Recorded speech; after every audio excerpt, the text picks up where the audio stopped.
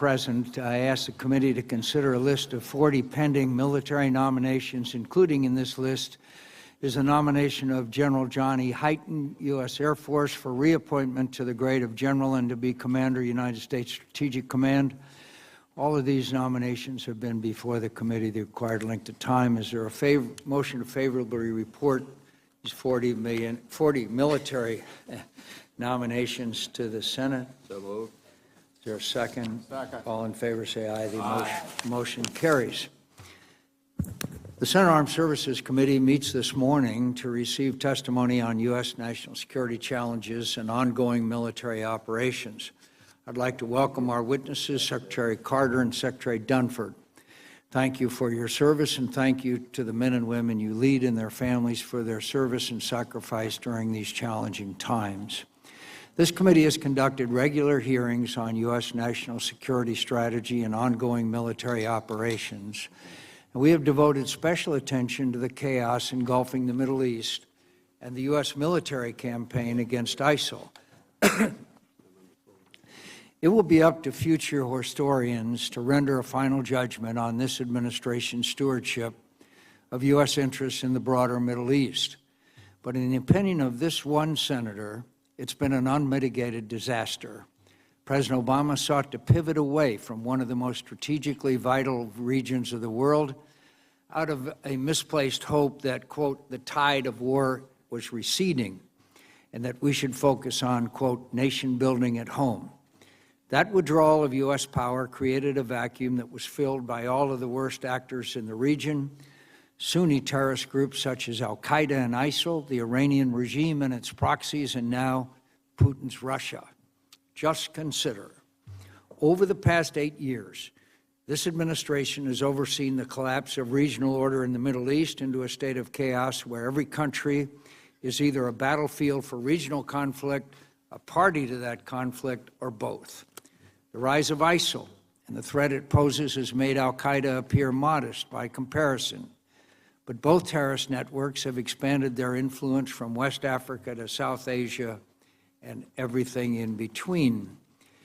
The administration may have postponed Iran's nuclear programs, but this has come at the cost of unshackling Iranian power and ambition, both of which will grow in the coming years as billions of dollars in sanctions relief is transformed into advanced military capability and support for terrorism.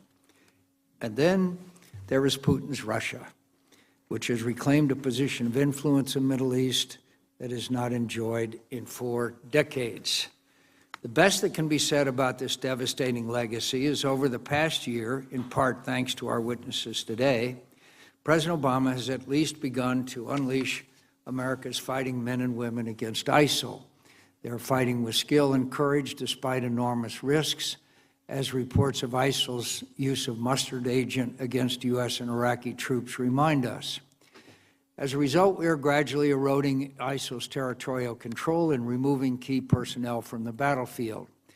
This military campaign has too often been slow, reactive, and excessively micromanaged by the White House.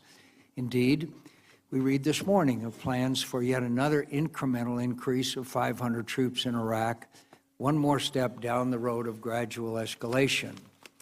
But thanks to the tremendous talent and dedication of our men and women in uniform, we are making progress. I have no doubt that ISIL will eventually be expelled from its strongholds in Mosul and Raqqa. The day of liberation will come later than it should have, but it will come. This will be a tactical success, but it is unlikely to lead to strategic gains because the administration has failed to address and at times has exacerbated the underlying conflict. The struggles for power and sectarian identity now raging across the Middle East, ISIL is merely a symptom of this deeper problem. In Iraq, Mosul may be retaken eventually, but that will only likely reignite the battle for the future of Iraq, a battle in which we have an important stake. The biggest problems still lie ahead, combating the malign influence of Iran and its militias, addressing the future of the Kurds and their place in Iraq, and attenuating the disenfranchisement of the Sunni Iraqis that gave rise to ISIL in the first place. In Libya, We've had success in degrading ISIL's stronghold in Sept.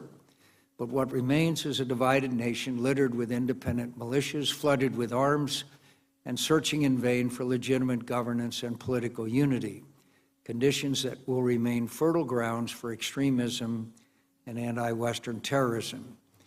We've also begun targeting ISIL in Afghanistan, but a resurgent Taliban, backed by Afghanistan's neighbors, continue to destabilize and terrorize the country, while Afghan National Army casualties remain unsustainably high. And yet it was in this environment that President Obama chose to withdraw another 1,400 troops. Nowhere, however, is America's strategic drift clearer than in Syria.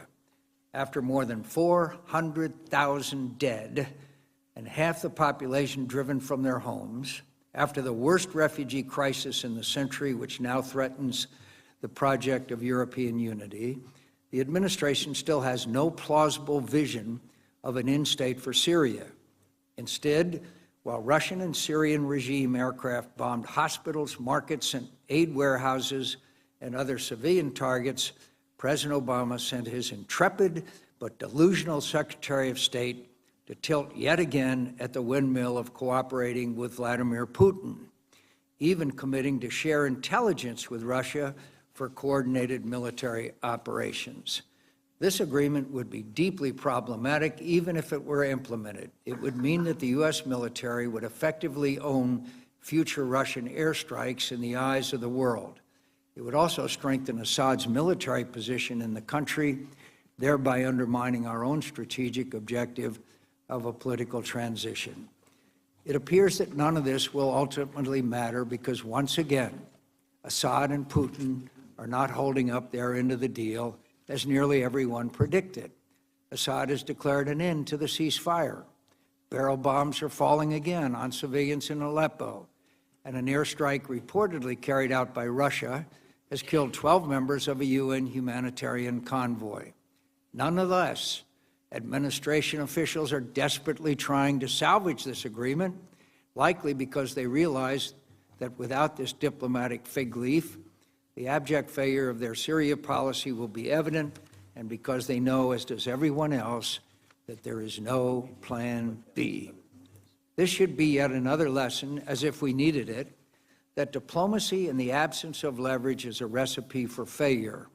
Our adversaries will not do what we ask of them out of the goodness of their hearts or out of concern for our interests or the suffering of others. They must be compelled, and that requires power. Until the United States is willing to take steps to change the conditions on the ground in Syria, the war, the terror, the refugees, and the instability will continue. Such will be the unfortunate inheritance of our next president, a Middle East aflame where American influence has been squandered. America's adversaries neither respect nor fear us. America's friends are increasingly hedging their bets, and America's policy options have been significantly narrowed and worsened. What's worse, America's military will confront these daunting challenges with constrained budgets, aging equipment, depleted readiness, and a growing set of operational requirements driven by other escalating challenges in Europe and Asia. We are simultaneously asking our military to wage a generational fight against Islamist terrorism while rebuilding a ready and modernized force to deter and, if necessary, defeat great power or rogue state competitors in full-spectrum combat. I would be the first to admit that Congress is failing to match resources to requirements, but the failure of the president is worse. After all, it is the duty of the commander-in-chief to be the strongest advocate for the needs of our military, but President Obama has been more interested in using the defense budget as a hostage to extract political concessions for greater non-defense spending. Secretary Carter, this may be one of your last appearances before this committee. I hope you will use the opportunity to offer some clear answers to these troubling questions. Senator Reid. Well, thank you very much, Mr. Chairman, and I would like to join you in welcoming Secretary Carter and General Dunford and giving the security challenges that face the United States, your appearances before the committee are always deeply appreciated and very timely, particularly this moment. While significant work remains to defeat ISIL, the United States and coalition military operations have resulted in important gains in both Iraq and Syria. Most notably, ISIL has been driven out of a significant amount of the territory the group once held. In just the last few weeks alone, ISIL lost its hold on the city of Manbij, a number of key border crossings in Syria, and several key towns in advance of the Mosul offensive in Iraq. The cumulative effect of these operations has been to cut off key lines of communication for ISIL, thereby restricting their ability to bring in additional fighters and move equipment and personnel across the battlefield. As a result, it appears that ISIL is under more pressure now than at any other time in the campaign. Unfortunately, in Syria, it appears the cessation of hostilities is not going to hold, and we look forward to your assessment of the progress and the military aspects of this campaign and whether there is a possibility of a renewed cessation of hostilities in the future. Our military commanders are also rightly focused on ensuring our military operations support the efforts of our diplomats and other policymakers to address the continuing political challenges in Iraq and Syria. Even after the coalition retakes Mosul and Raqqa, the work of our diplomats, military, and intelligence community will not be over. Ensuring ISIL is dealt a lasting defeat will require not only continued military support, but also assistance in achieving the political reforms necessary to address the underlying causes of ISIL's rise. This will require that the civilian agencies of our government are provided the critical resources necessary to perform this work. With regard to Afghanistan, I support the President's decision to maintain approximately 8,400 troops in the country into next year. This decision sent an important message to the Afghans, our allies, the Taliban, and others in the region that the United States remains committed to ensuring a stable Afghanistan. We look forward to your assessment of this year's fighting season and what more we can do to support the development of the Afghan National Defense and Security Forces. Despite a challenging security and political environment, the Afghan National Unity Government continues to be a reliable partner for the U.S. and our allies. However, I remain concerned about continued reports of corruption in Afghanistan and the slow political progress on the border reform agenda. Both of these issues present a strategic threat to continued international support of Afghanistan. In light of these challenges, I hope you will also discuss the efforts of the United States and our allies to build institutional capacity and enable necessary reforms in Afghanistan. In Eastern Europe, Russia continues its pattern of confrontation and antagonistic behavior. They persist in the use of hybrid tactics to foment discord and political gridlock throughout the region. Their aviators have harassed U.S. ships and aircraft deployed to the region, and they continue to provide support and training to separatists in eastern Ukraine in violation of the Minsk ceasefire agreements. EUCOM and NATO have undertaken robust efforts to deter such behavior. I look forward to hearing your thoughts on the progress of and future plans for such efforts. North Korea remains one of the most dangerous and difficult national security challenges that this country faces. Earlier this month, North Korea conducted its 5th nuclear test, demonstrating that the North Korean regime has little interest in resuming six-party talks.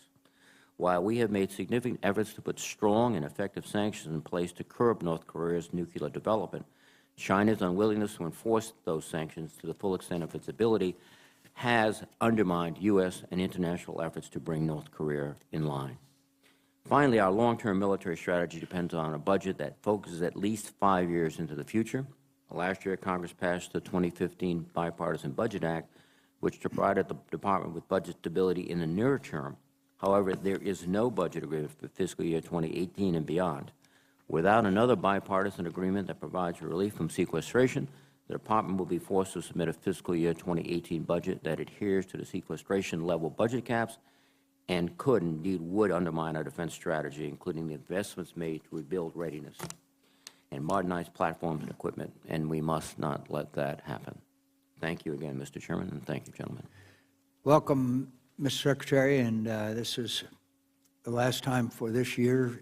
We appreciate you and General Dunford's appearances before the Armed Services Committee, and we look forward to your and General Dunford's testimony. Thank you for both of you for your service to our nation. Secretary Carter.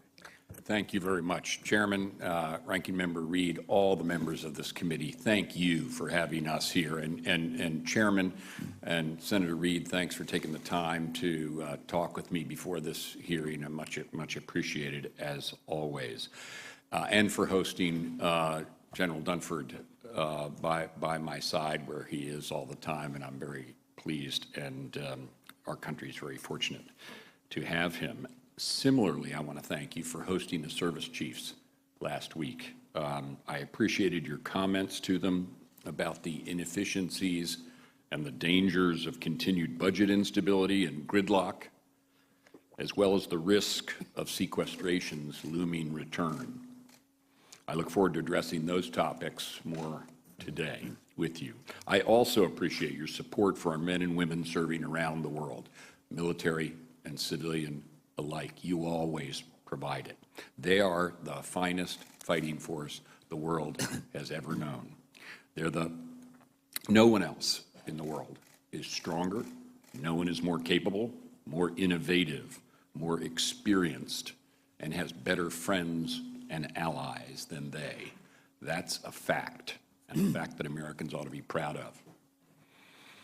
As you know, DoD is currently addressing each of the 5 challenges that Chairman Dunford and I described to you in our budget testimony this spring, and that the Chairman and Senator Reed have already touched on, namely Russia, China, North Korea, Iran, and terrorism.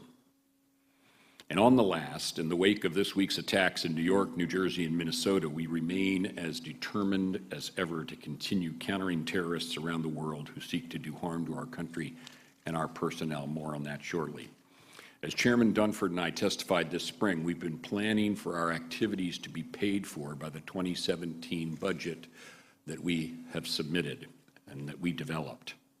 That budget adhered to last fall's bipartisan budget deal in overall size. While in shape, it marked a strategic turning point for DoD, making breakthrough investments in new operational concepts, in pioneering technological frontiers, in reforming the DoD enterprise, and in building the force of the future.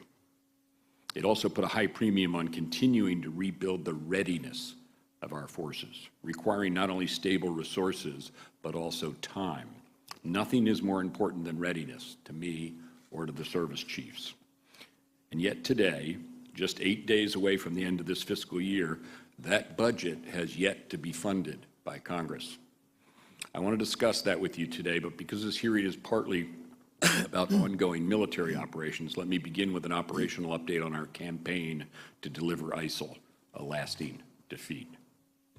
Now, each time Chairman Dunford and I have appeared before this committee since back last October, I've described to you our coalition military campaign plan, which is focused on 3 objectives.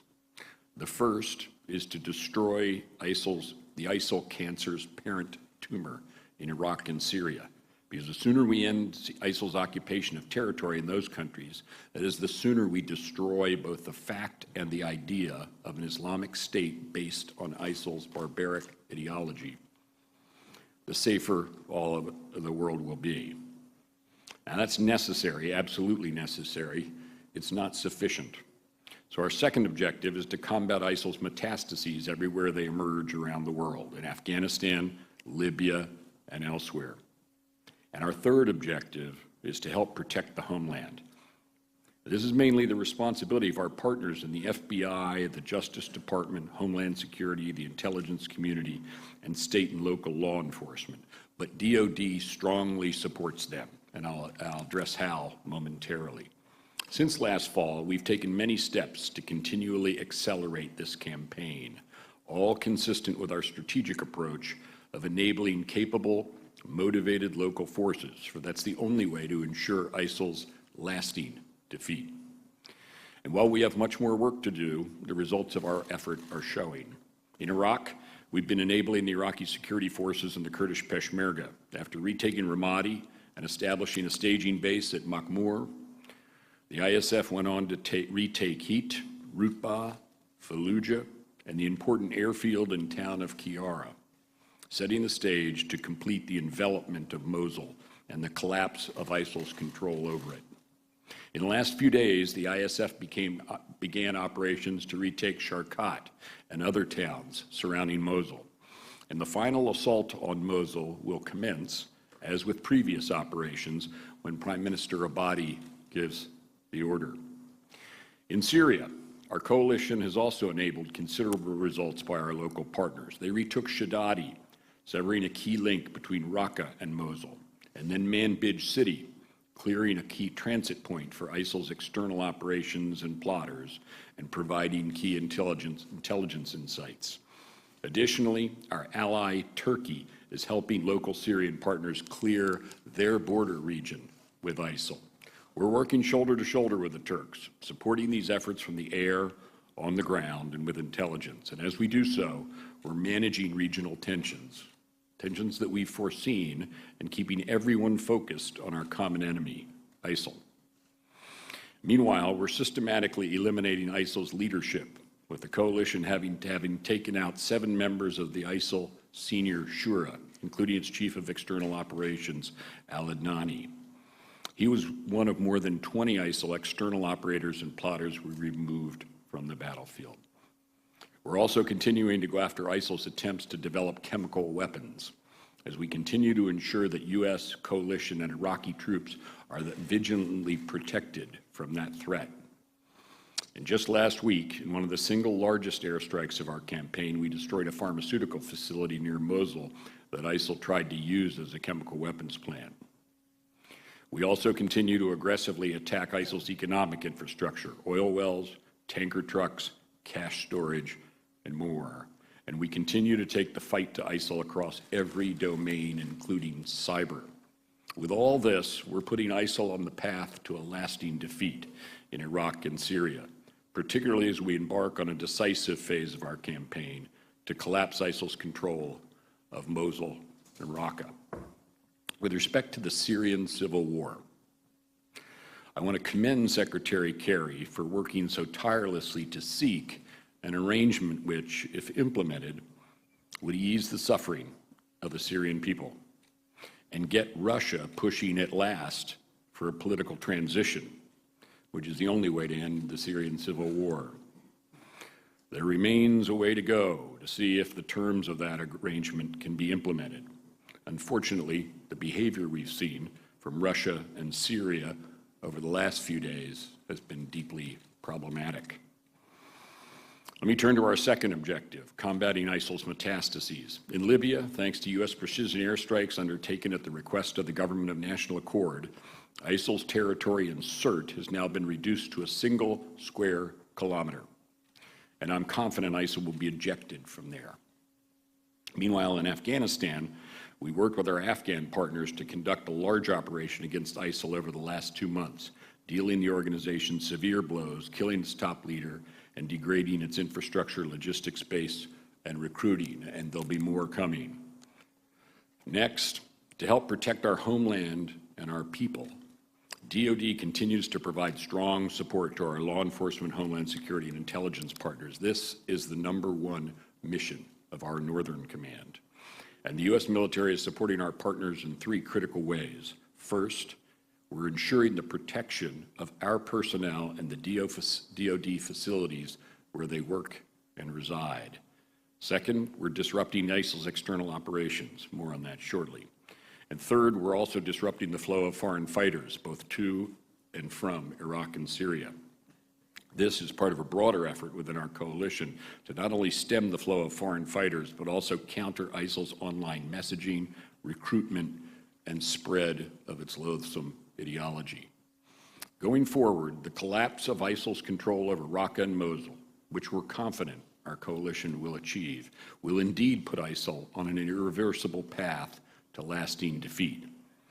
But after that, to take up a point that both the Chairman and Ranking Member Reid made, there will still be much more to do. Political challenges will remain. For that reason, the international coalition's stabilization efforts cannot be allowed to lag behind our military progress. That's critical to making sure that ISIL, once defeated, stays defeated. Truly delivering ISIL a lasting defeat requires both strategic patience and persistence. We can't predict what will come after our coalition defeats ISIL, so we must be ready for anything, including any attempts by ISIL to remain relevant, even if only in the darkest corners of the internet. Let me now address issues DoD faces as an institution and how you can help. We have three grave concerns related to processes here in Congress. One, budget gridlock and instability. Two, micromanagement and overregulation. And three, denial of needed reforms. As you've heard consistently from me and DoD senior leaders, all three are serious concerns. But here today, because of how close we are to the end of the fiscal year, I want to focus just on the first. We need Congress to come together around providing normal, stable, responsible budgets, because the lack of stability represents one of the single biggest strategic risks to our enterprise at DoD. That's why I've been talking about the major risk posed by budget instability for over a year and a half. You heard the same from the service chiefs last week. Such budget instability undercuts stable planning and efficient use of taxpayer dollars, often in ways taxpayers can't even see. It baffles our friends, emboldens our foes. It's managerially and strategically unsound, and it's unfairly dispiriting to our troops, to their families, and our workforce. And it's inefficient for our defense industry partners, too. We're now 8 days away from the end of the fiscal year. But instead of stability, we're going into fiscal year 2017 with yet another continuing resolution. This for the 8th fiscal year in a row. That's a deplorable state of affairs. And Chairman McCain, I appreciate your comments to our service chiefs about the damage the CR can do to our institution. As you know, the longer a continuing resolution lasts, the more damaging it is. It's not just a matter of money, but where the dollars are. For example, a CR that goes past December would undermine our plan to quadruple our European reassurance initiative at a time, as the chairman already noted, when we need to be standing with our NATO allies and standing up to deter Russian aggression. I know you will return here in November to pass defense appropriations and a National Defense Authorization Act. I look forward to working with you then. However, I cannot support any approach to the defense budget that moves us towards sequestration or away from bipartisanship, and not at the expense of stability that comes with it. Not if it shortchanges the needs of our warfighters. Not if it means funding lower priorities instead of higher priorities. Not if it undermines confidence in the ability to pass bipartisan budget deals, which could lead to the imposition of sequestration's $100 billion in looming automatic cuts to us. And not if it adds extra force structure that we can't afford to keep ready in the long term, which would only lead to a hollow force. I'm confident and hopeful that we can come back together again. Today, America is fortunate to have the world's greatest military. I know it, you know it, our friends and allies know it, and critically, our potential adversaries know it too. Only with your help can we ensure that my successors can say the same, and that what is today the finest fighting force the world has ever known remains that way for years to come. Thank you. General Dunford. Chairman McCain, Ranking Member Reed, members of the committee, thank you for the opportunity to join Secretary Carter this morning. Before offering a brief assessment of ongoing operations, I'd like to associate myself with the comments made by the service chiefs who testified before this committee last week. As you'd expect, they'd offered their candid assessment about the readiness and the modernization challenges that affect each of the services. And I fully concur with their assessment of the operational tempo and the budget challenges faced by each of the services and across the department. But due in large part to this committee's support, the Joint Force remains the most capable and professional military in the world. We can defend the nation, we can meet our alliance responsibilities, and today we have a competitive advantage over any adversary. I think that's an important point that should not be lost on our allies, it should not be lost on our enemies, and it should not be lost on the men and women of the Joint Force, our soldiers, sailors, airmen, Marines, and Coast Guardsmen. And I say all that mindful that we remain confronted with challenges from traditional state actors and violent extremism. Russia, China, Iran, and North Korea continue to invest in military capabilities that reduce that competitive advantage. They are also advancing their interests through adversarial competition that has a military dimension that falls short of armed conflict. Examples include Russian actions in the Ukraine, North Korea's nuclear saber-rattling, Chinese activities in the South China Sea, and Iran's malign activities across the Middle East. In different ways, each of these nations leverage economic coercion, information operations, cyber capabilities, unconventional warfare, and force posture, deliberately seeking to avoid a U.S. military response. Meanwhile, non-state actors such as ISIL and al-Qaeda remain a threat to our homeland, the American people, our partners, and our allies. As evidenced by this past weekend's attacks, such extremist groups seek to inspire and radicalize others, and in doing so, they're attempting to fundamentally change our way of life. The Joint Force is engaged in responding to each of these strategic challenges. We're focused on deterring potential adversaries, and we're prepared to respond should deterrence fail. We also remain firmly committed to defeating ISIL and its affiliates wherever they may emerge.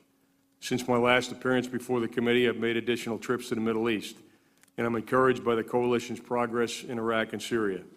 We've also degraded the Islamic State's capabilities in Libya, West Africa, and Afghanistan. Coalition operations supporting indigenous ground forces, and the chairman mentioned this, Ranking Member Reid mentioned, the secretary did, have disrupted core ISIL's ability to mount external attacks, reduced its territorial control, limited its freedom of movement, eliminated many of their leaders, and reduced the resources that they have available. Most importantly, the coalition has begun to discredit ISIL's narrative and its aura of invincibility. While more work remains to be done, and we're by no means are we complacent, it's clear we have the momentum in the military campaign. As the Joint Force addresses each of our strategic challenges, we also recognize the need to invest in the future.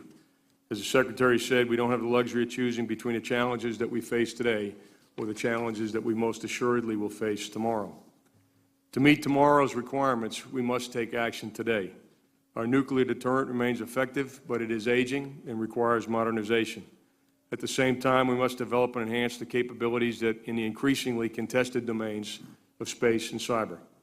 And we must also do all that while we preserve the edge in our conventional capabilities. In the end, we must maintain a balanced inventory of joint capabilities and capacities to meet the full range of challenges that we will confront.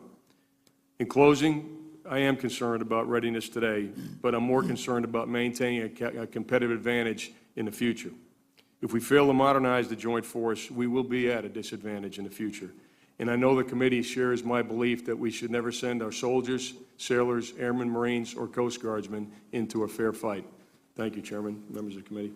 Thank you very much, General. Thank you for your comments about the testimony of the service chiefs. We appreciated it, too. We were shocked, or at least surprised to learn that none of the service chiefs have had a conversation with the President of the United States. That's the first time I've ever heard of it in my years of service and membership of this committee. General Dunford, in your professional military opinion, is the Russian in a quagmire in Syria?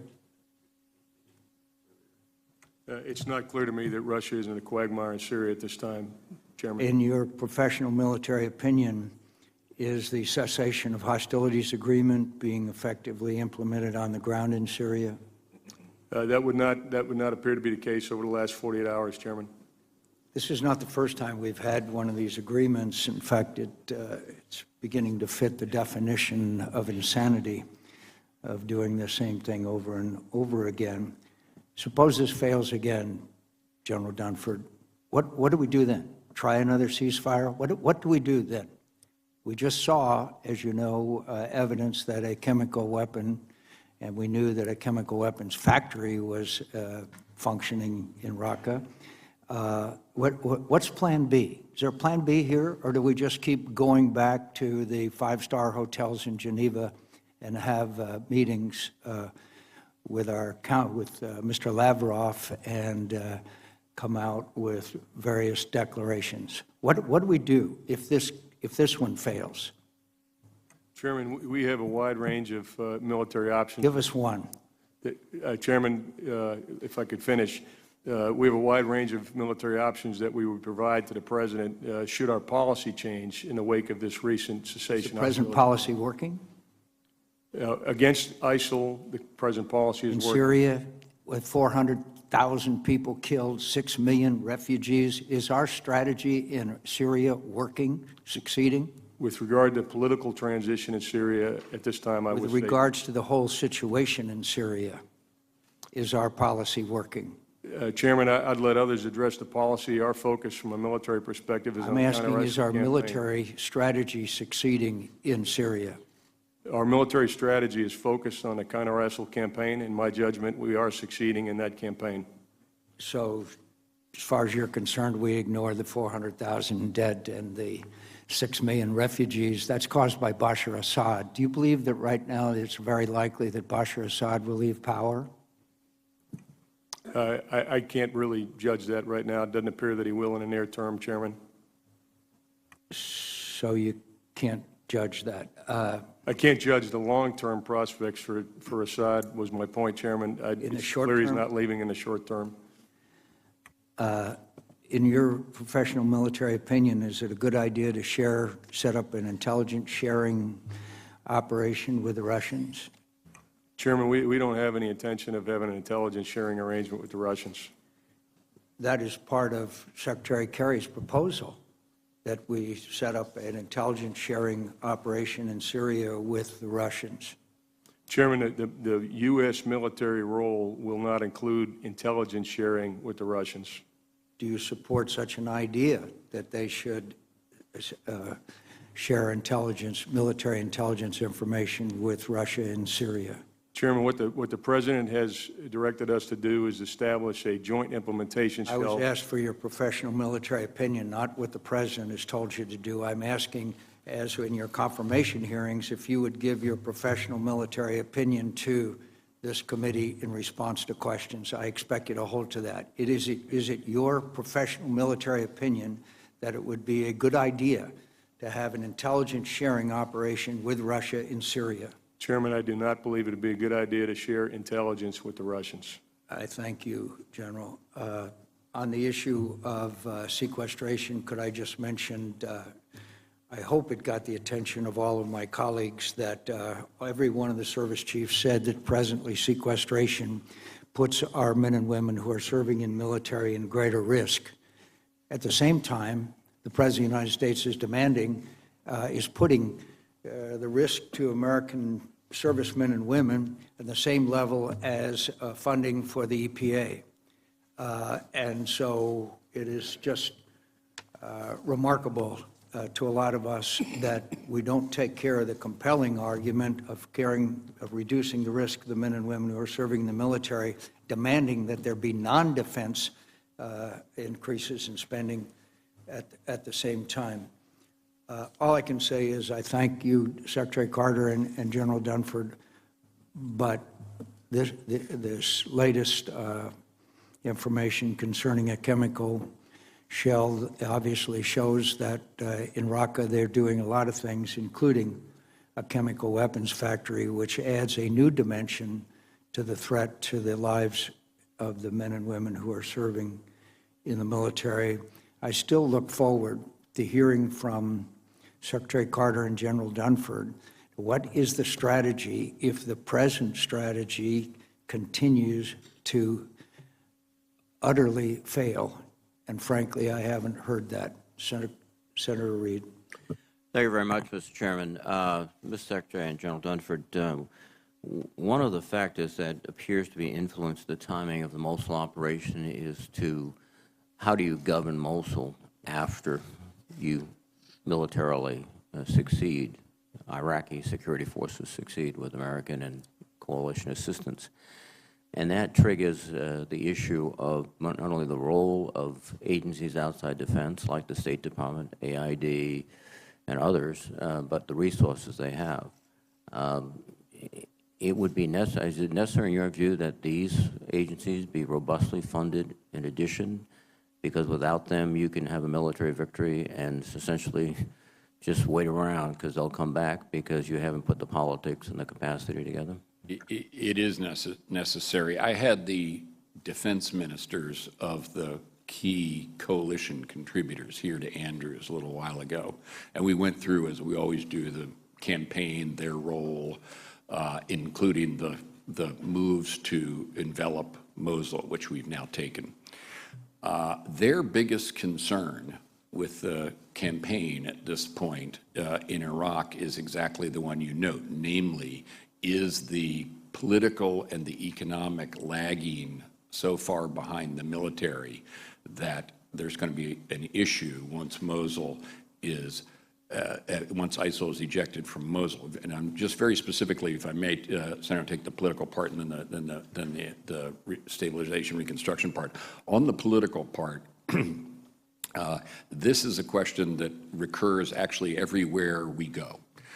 Everywhere we enable forces to defeat ISIL, the people who live there say, well, what's going to happen afterwards? And that's something we have dealt with in Fallujah, Rutbah, and so on. They're all complicated, all different. Mosul's going to be different too. My understanding, and that's just not mine, but the chairman's and our commanders there, and also the presidents, with Prime Minister Abadi, President Barzani, who are contributing forces, the Peshmerga from the north, a couple of brigades, and the ISF from the south for the envelopment and collapse of control of ISIL's control on Mosul. Our understanding with them, which they are both adhering to, is that neither of the forces that will participate in taking Mosul should be the hold and govern force there. They should be local police, Sunni in many cases, but it's actually a mixed ethnicity city, and the governor of Nineveh province is the one that they are working with and we're working with. That's a daily exercise for General Townsend, General Votel, and for us, is to keep everybody aligned and focused on the job at hand, which is defeating ISIL. With respect to stabilization and reconstruction, we don't know what the a collapse of ISIL's control over Mosul will look like. We've had a different experience in different cities, and obviously no one wants to see street-to-street fighting in Mosul, but you don't know.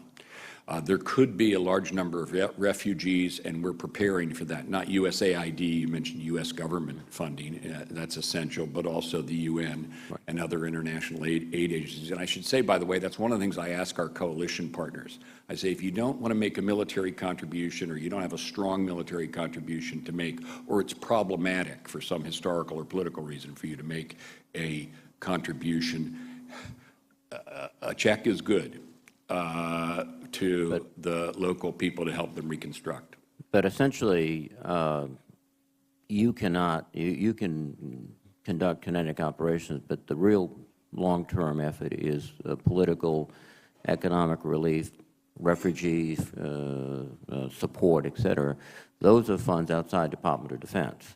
So a comprehensive approach to all these problems requires relief, not just from the Department of Defense spending, but for other federal agencies. Is that correct? It is. The whole counter-ISIL thing is the whole of government. And going back also to your question about Northern Command. Northern Command is critical to defense of the United States, but without a robust Department of Homeland Security, without adequate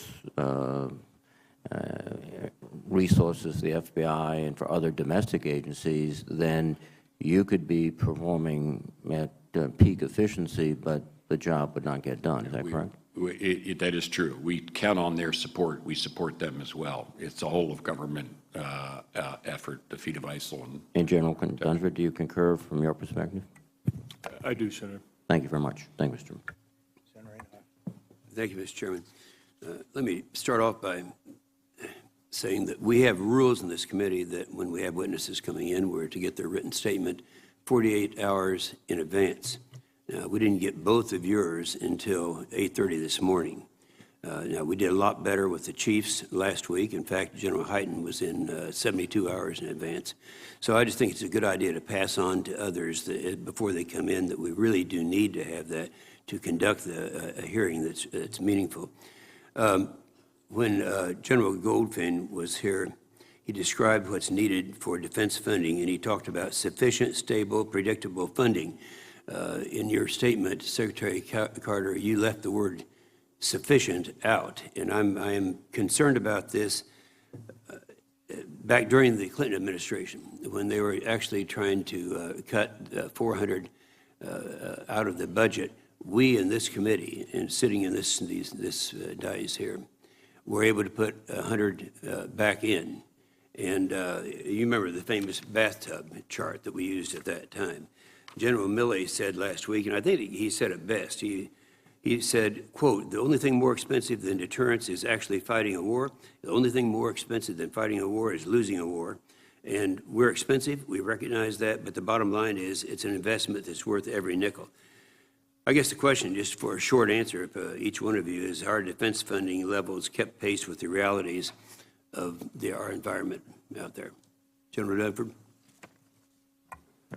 Senator, I don't believe they have, and that's why we've articulated an increased requirement in FY17, and we'll continue to reinforce those areas that we identified in 17 for 18.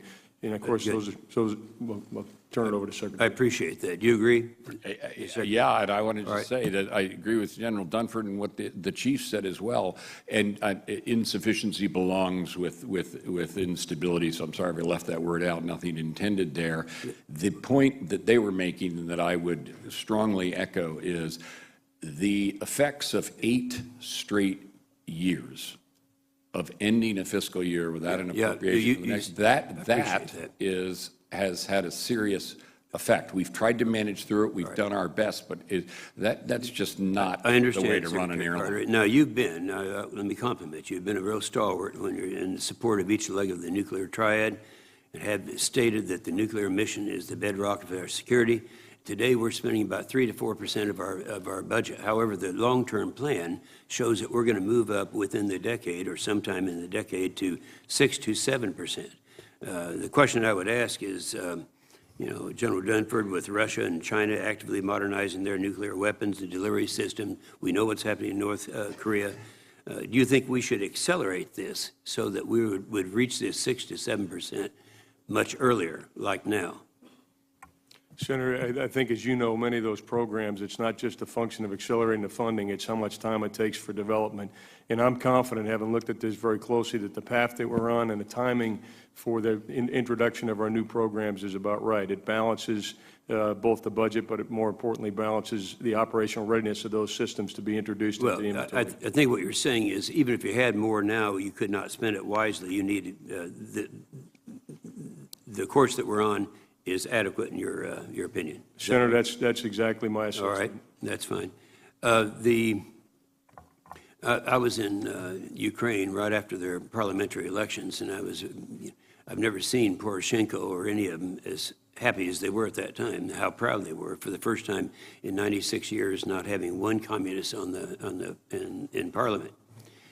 And yet, as soon as that happened, Putin started killing the Ukrainians. And I would ask you this, Secretary Carter, is deterrence of Russia in Europe a policy priority? It absolutely is. That's why we quadrupled the European Reassurance Initiative. Well, I would ask the question, why are we not providing defensive lethal assistance to Ukraine? Well, that is still on the table. It's been on the table for quite some time. Well, it's more than on the table with us because it's in our... Well, it's going to depend upon what the Russians do with respect to Minsk. I just met with my Ukrainian counterpart a couple of weeks ago, a great guy, by the way, who's been doing this for a long time and is very, very dedicated, good guy to work with. And we talked about everything that we're doing with them. We have training now. We've moved from their National Guard to their regular. I don't want to be rude, Mr. Secretary, but my time is just about expired. Okay. And I just want to know if this, well, let me ask you, General Dunford, if we were to change our policy, what type of weaponry would be the appropriate right now? You know, we have the Javelin anti-armor weapons. What would be the right weapon? And you're both fully aware that in our defense authorization bill, we address this issue because we support lethal defense weapons. General Dunford. The critical capability areas the Ukrainians have identified include fire support, their artillery capability, as well as their anti-armor capability. Yeah, and do you agree with that? That's a capability gap. I agree with that. Thank you. Thank you, Mr. Chairman. Thanks, Mr. Chairman. I want to join in thanking both of you for your extraordinary service and for your very forthright answers to our questions here. General Dunford, is there any question in your mind, any doubt that Russian planes were responsible for attacking the United States, the UN convoy that was trying to deliver aid to Aleppo? Senator, I don't have the facts. What we know are 2 Russian aircraft were in that area at that time. My judgment would be that they did. There were also some other aircraft in the area that belonged to the regime at or about the same time. So I can't conclusively say that it was the Russians, but it was either the Russians or the regime. Well, it sounds to me like you're saying that their responsibility was demonstrated beyond a reasonable doubt. Senator, there is no doubt in my mind that the Russians are responsible. I just don't know whose aircraft actually dropped the bomb. So I would certainly associate myself with the comment that you made earlier that, yes, it is the Russians that were responsible. Which is a war crime. I'm not asking for your legal judgment, knowing that you would probably disclaim your expertise as a lawyer, but you would agree with me as a layman, as a military person, that that act constituted a war crime. It was an unacceptable atrocity, Senator. Would you agree with Secretary Kerry in contending that what ought to be done is a grounding of all aircraft in certain areas of Syria, including that one? I would not agree that coalition aircraft ought to be grounded. I do agree that Syrian regime aircraft and Russian aircraft should be grounded. Would you agree with apparently the growing strain of thought in the administration that the Syrian Kurds should be armed? Senator, we're in deliberation about exactly what to do with the Syrian Democratic Forces right now. We have provided them support. They are our most effective partner on the ground. It's very difficult, as you know, managing the relationship between our support for the Syrian Democratic Forces and our Turkish allies. And so we're working very closely with our Turkish allies to come up with the right approach to make sure that we can conduct effective and decisive operations in Raqqa with the Syrian Democratic Forces and still allay the Turkish concerns about the Kurds' long-term political prospects. If those concerns can be allayed, and even if they can't be allayed, would you agree that arming the Syrian Kurds presents an opportunity for us as a military option to be more effective in that area? Senator, I would agree with that. If we would reinforce the Syrian Democratic Forces' current capabilities, that will increase the prospects of our success in Raqqa. In terms of the Russian responsibility for what you have absolutely correctly termed an atrocity, a war crime in that area, what can the United States do? What are some of those military options that the chairman asked you about? Senator, I'd prefer to talk to you in private about military options that might be being discussed as future options the president may have. I think right now managing the Russian problem is largely a political, diplomatic problem, and that's what Secretary Kerry and the president are dealing with. Let me turn, Mr. Secretary, you mentioned that there are 3 areas, the fiscal, the overregulation or micromanaging, and much needed reforms, as you characterize them. Could you give us your priorities as to what those reforms would be? I have a number of concerns, which I spelled out at great length in a letter to the committee. And I really look forward to working with you to resolve them. There are a number of them. They're serious concerns that I have for provisions in the bill, and I'd like to work all of these, I think, where we have common intentions, work them to a place where I can support an NDAA that the President would sign. That's where I'd like to get with you all by the time you return in November. I would welcome that opportunity. I'm just about out of time. This topic is immensely important because it involves effective use of resources. We talk a lot about what the levels of resource should be, but managing them effectively is very important. As to the Syrian conflict, to both of you, I don't need to emphasize how desperately serious the humanitarian catastrophe is in Syria.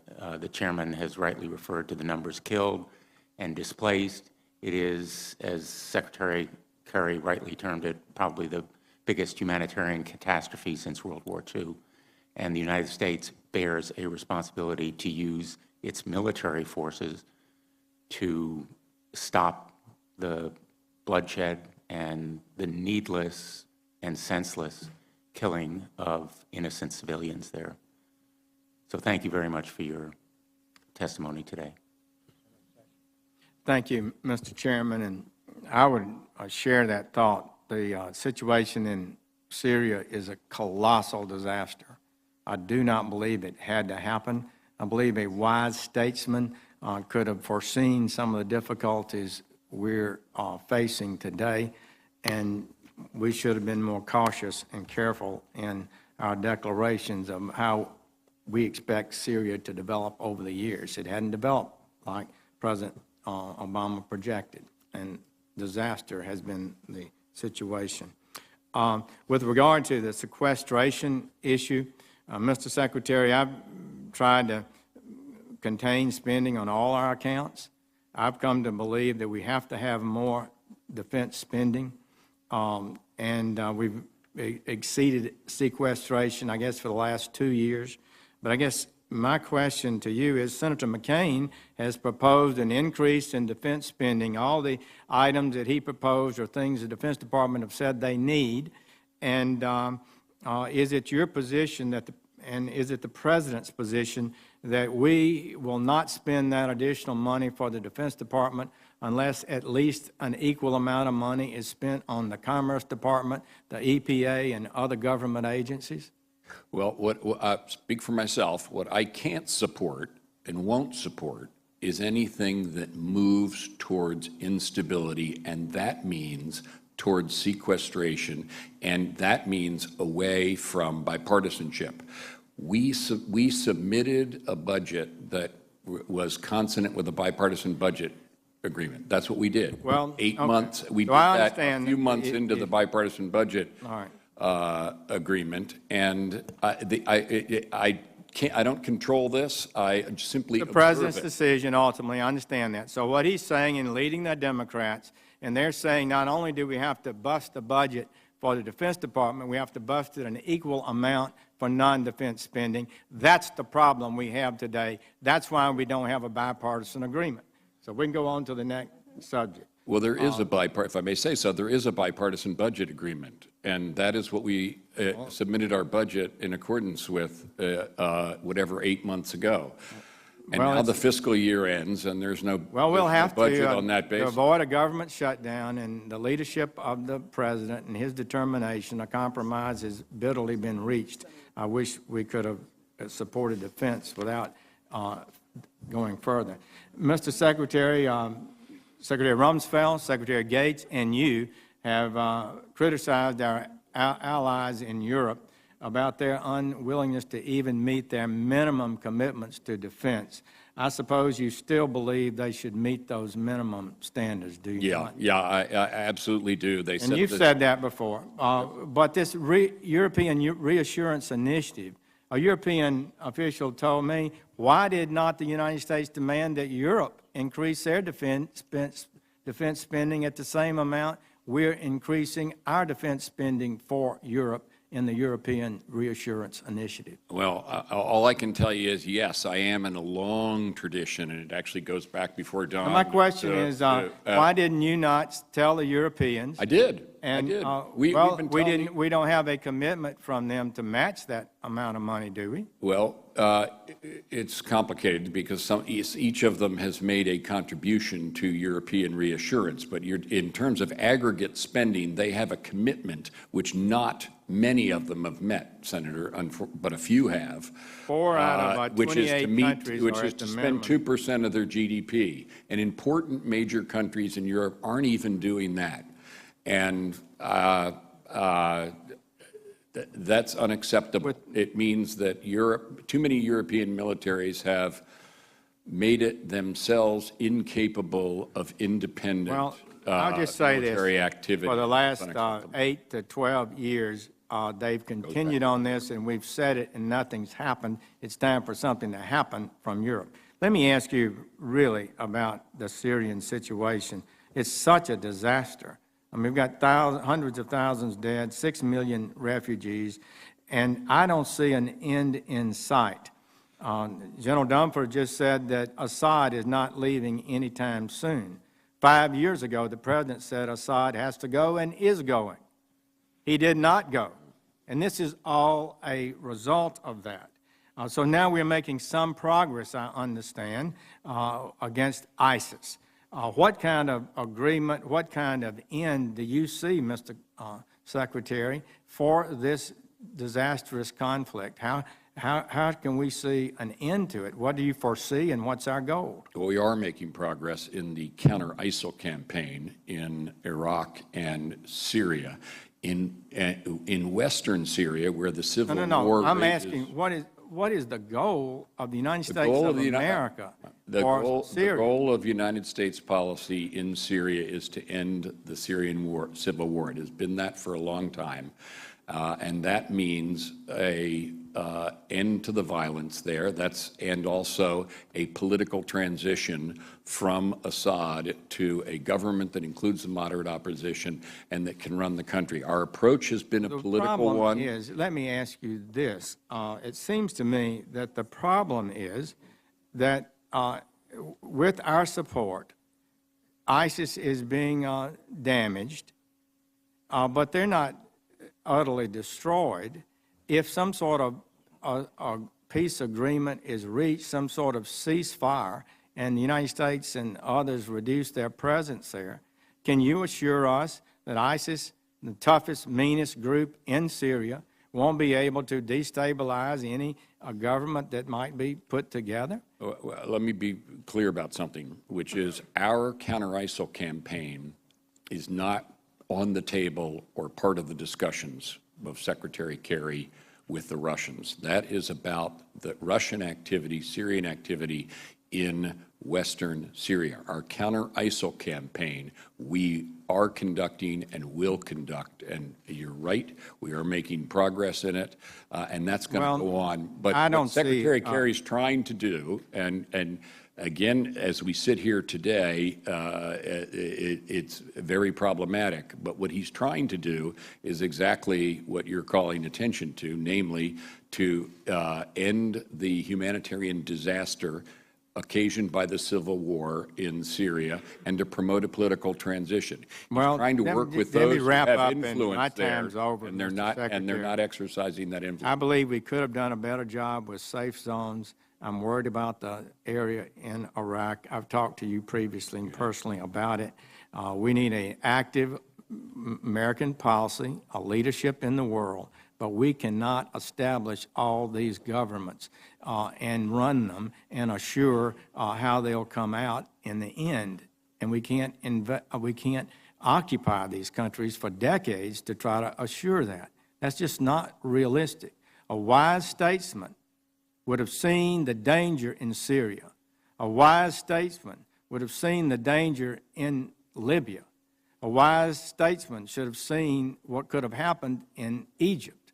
And except for 30 million Egyptians going to the public square and driving out the Muslim Brotherhood, we could have a disaster there.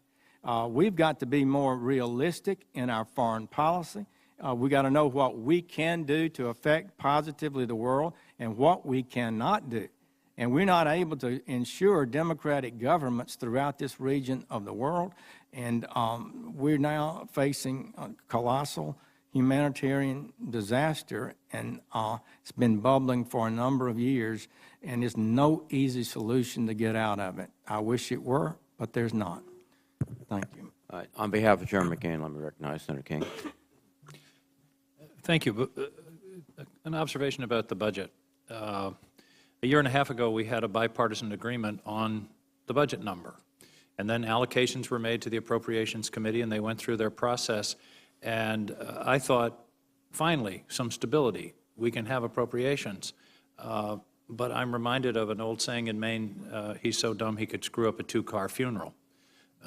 We had the numbers, we had the allocations, we had the agreement, and yet here we are at a continuing resolution. I think we ought to be clear about what it is that's gotten us here. There is a dispute, as Senator Sessions pointed out, on the numbers, but that's the kind of thing that can be negotiated. If there's an $18 billion been added to defense, and there are people that feel that on the domestic side there also needs to be increases in areas like the FBI, for example, that's a legitimate area that reasonable people in an afternoon should be able to figure out.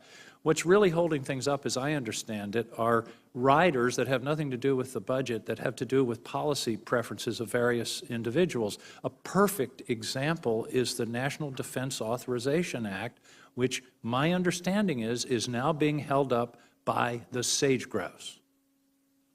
The sage-grouse is what is stopping the finalization of the National Defense Authorization Act. A very important issue to a lot of people. I'm not denigrating it. I know it's very important in the West, but it should not be the thing that holds up the National Defense Authorization Act and the support of our men and women all over the world. So I think we ought to be clear about what the problem is here, that trying to load on a lot of political baggage to both the appropriations bills and the National Defense Bill is what has gotten us to this place. The numbers have been agreed on for a year and a half.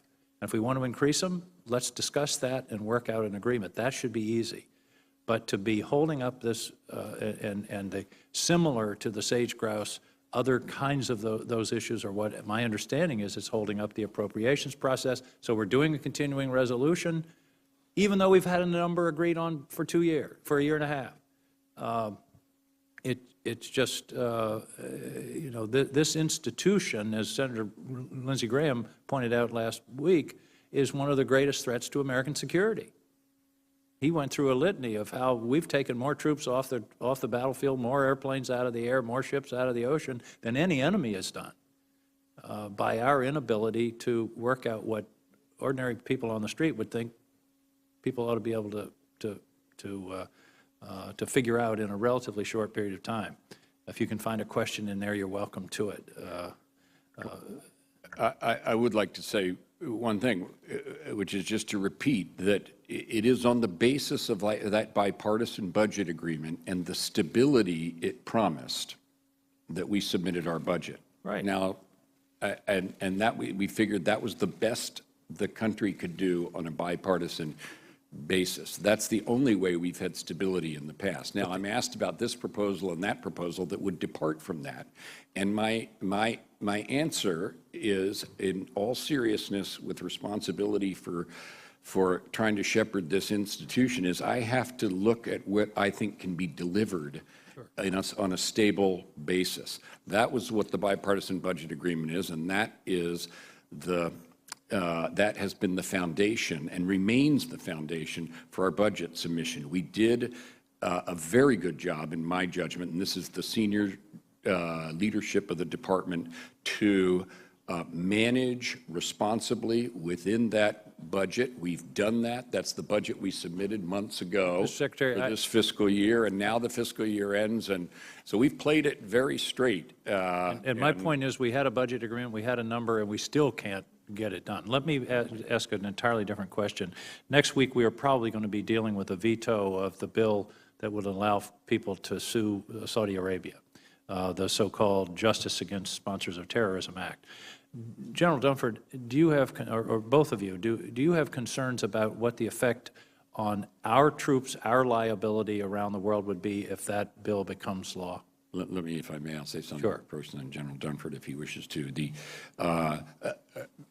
First of all, I completely associate myself with the intention of this, which is to honor the families of the 9/11 perished, and so that is the origin of this, and that is a worthy one. It is a law enforcement matter, and I have to say we're not the ones who are dealing with it, nor am I at least an expert on it. But you did raise one thing that I am aware of, which is a complication that would be a complication from our point of view, namely that were another country to behave reciprocally towards the United States, that could be a problem for some of our service members. That is, I'm told, something that we in the Department of Defense should be concerned about, and you're referring to that, and that's my understanding as well. Let me ask the chairman if he wants to add anything. Senator, the potential second-order effect the Secretary has raised is one that was been brought to my attention, so that's my concern as well. I think it would be helpful if you could give us more detail on that issue, because we're going to be having to make a decision probably next week. And I, for one, want to be sure I understand the full implications of that decision, not only on the victims' families, but also on other United States interests around the world. So I'd appreciate it if that could be made available in the next few days. Thank you. Thank you, Mr. Chair. On behalf of the chairman, Senator Ayotte, please. Thank you, Chairman. I want to thank you both for your service and leadership for the country. Just to briefly weigh in on this funding issue, what's been most disappointing to me as someone who supported the bipartisan budget agreement is that the defense appropriations bill passed within that cap set by the bipartisan budget agreement unanimously out of the Appropriations Committee. So both parties agreed with the funding on defense. Then it came to the Senate floor, and it's been blocked multiple times because it's being held hostage to other issues. So just to be clear, what you're asking for, it's there. And it's just disappointing to people like me and others here, because the priority of defending this nation and having the funding for our troops and what you need to do should be our priority no matter what. So, as I hear this kabuki dance, it's obvious. We passed an appropriations bill. It was completely bipartisan within the budget caps. So why is it being blocked? I was proud to vote for it. I'd vote for it again tomorrow, and I just wish we'd get it done for you and our men and women in uniform. I wanted to shift gears here and ask about Iran. And General Dunford, does Iran continue to be one of the lead sponsors of terrorism around the world? They are, Senator. I described their major export as malign influence. And are they continuing to test ballistic missiles that is quite troubling to both us and our allies, and I think in violation of UN resolutions? They are, Senator, as well as provocative behavior in the Gulf. Exactly, that our military has encountered in the Gulf just recently. That's right, Senator.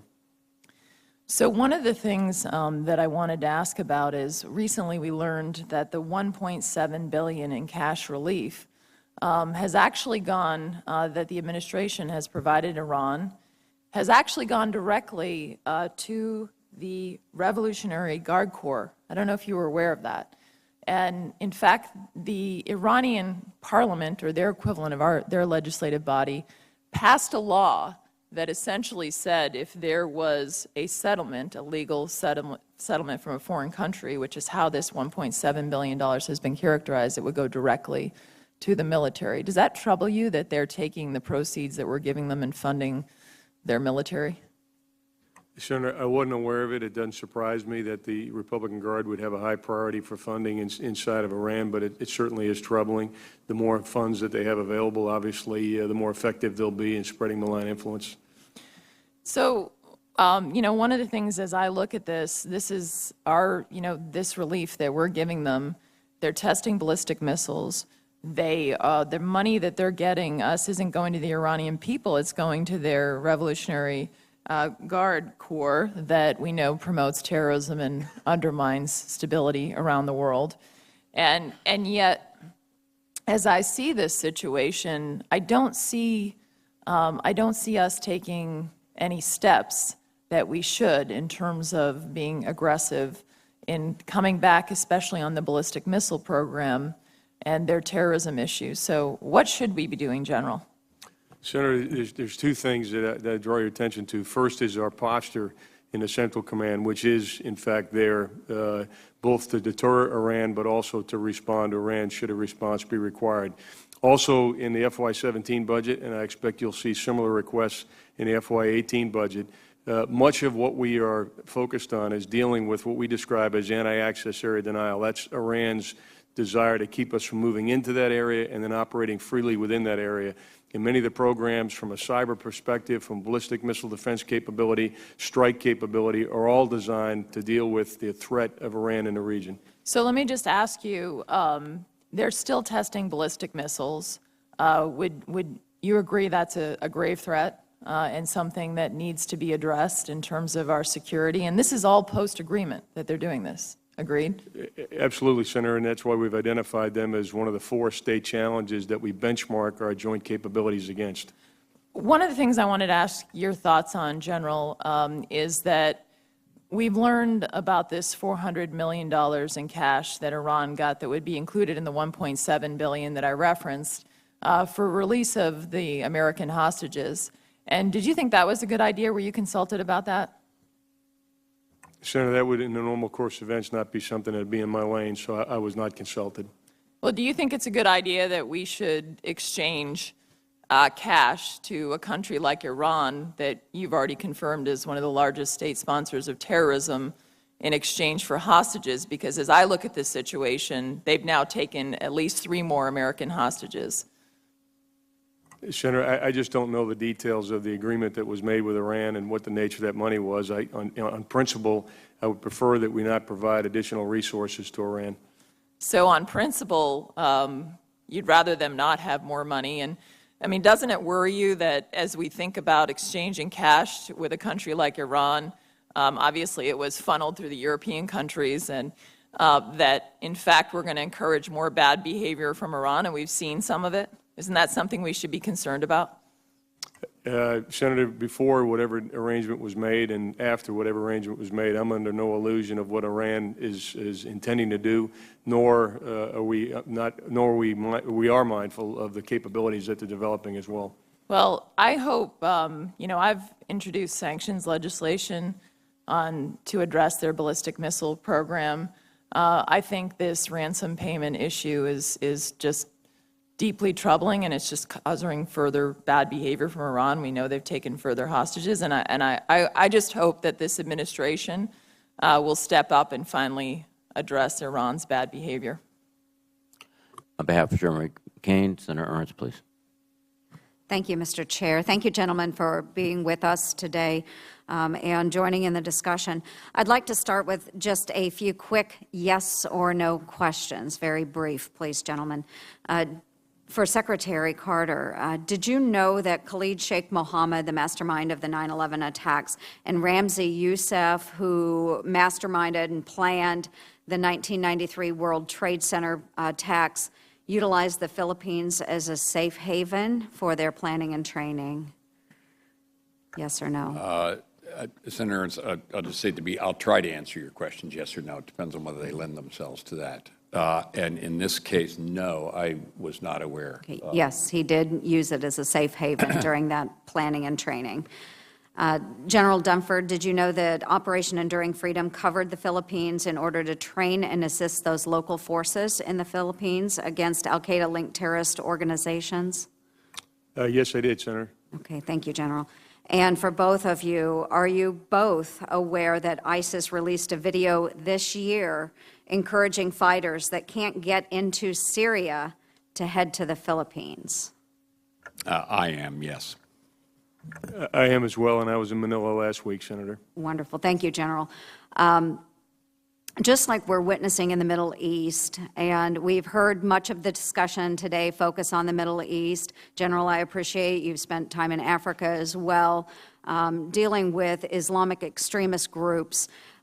They are also in Southeast Asia, and we are not spending much time talking about that. Groups like Abu Sayyaf, they're now bonding together beneath the flag of ISIS. Yet we really, like I said, don't seem to be focusing on this.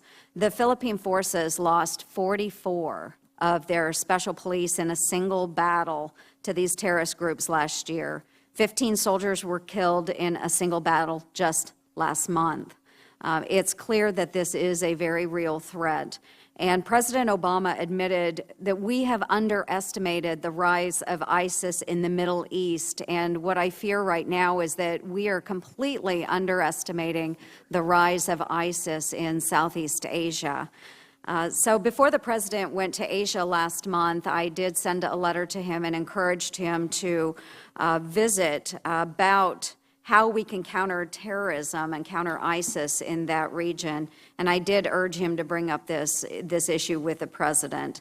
And shortly after that, ISIS claimed another attack killing 14 civilians. Secretary Carter, are you concerned with what we see as a rise of ISIS in Southeast Asia? I am, and I'll say something, and then I want to ask the chairman also if he'd chime in. When I talked about the metastasis of the cancer of ISIL, you're absolutely right that Southeast Asia clearly is a place they aspire to spreading.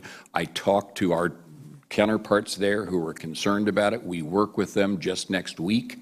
I'll be convening them in Honolulu on a number of issues of Pacific security, but one of them is going to be counterterrorism and countering ISIL. I'd say Malaysia, Indonesia, Singapore, you mentioned the Philippines, and other places, but those four come to mind. I've spoken to the defense ministers in each of those four countries. They have concerns, particularly about the possibility that ISIS could establish a foothold there.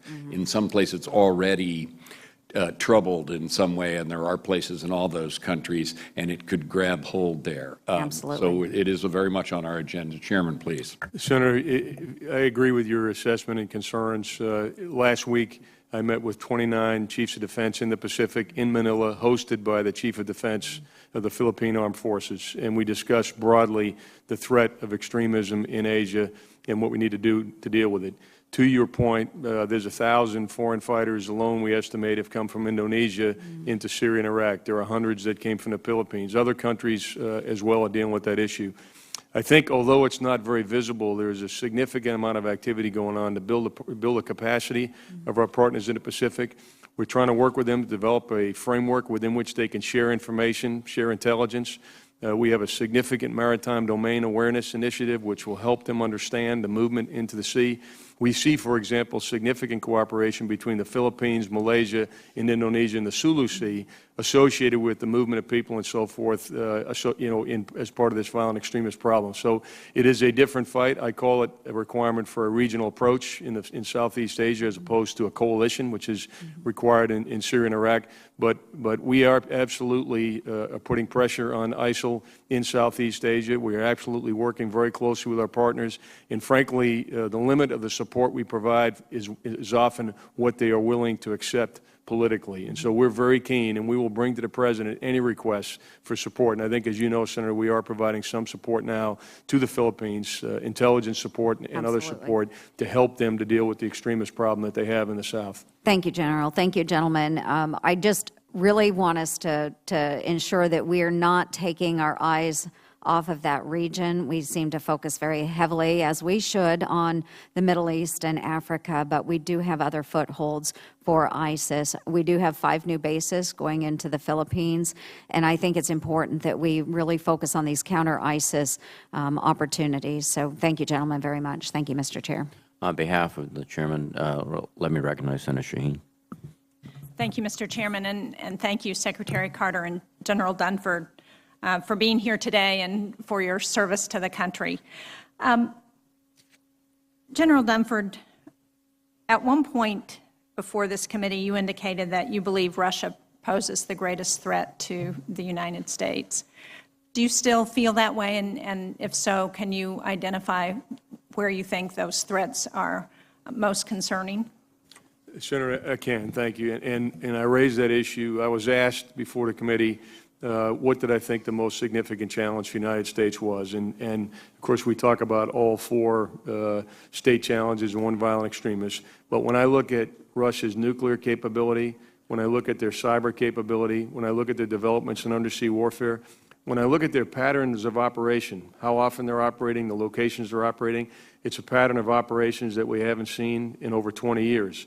When I look at Mr. Putin's activities in the Ukraine, in Crimea, in Georgia, that causes me to say that a combination of their behavior as well as their military capability, again, in some high-end areas, would cause me to believe that they pose the most significant challenge, potentially the most significant threat to our national interests. Well, thank you. I very much appreciate, Secretary Carter, you're raising the European Reassurance Initiative as one of the programs that's threatened if we can't get agreement in Congress on funding, and share that concern, especially because of the potential threat that Russia poses in Eastern Europe. One of the things that Secretary Kerry said yesterday was that we should consider grounding all military aircraft in key areas of Syria in response to what appears to be a blatant Russian bombing of the humanitarian aid that was scheduled to go into Syria. And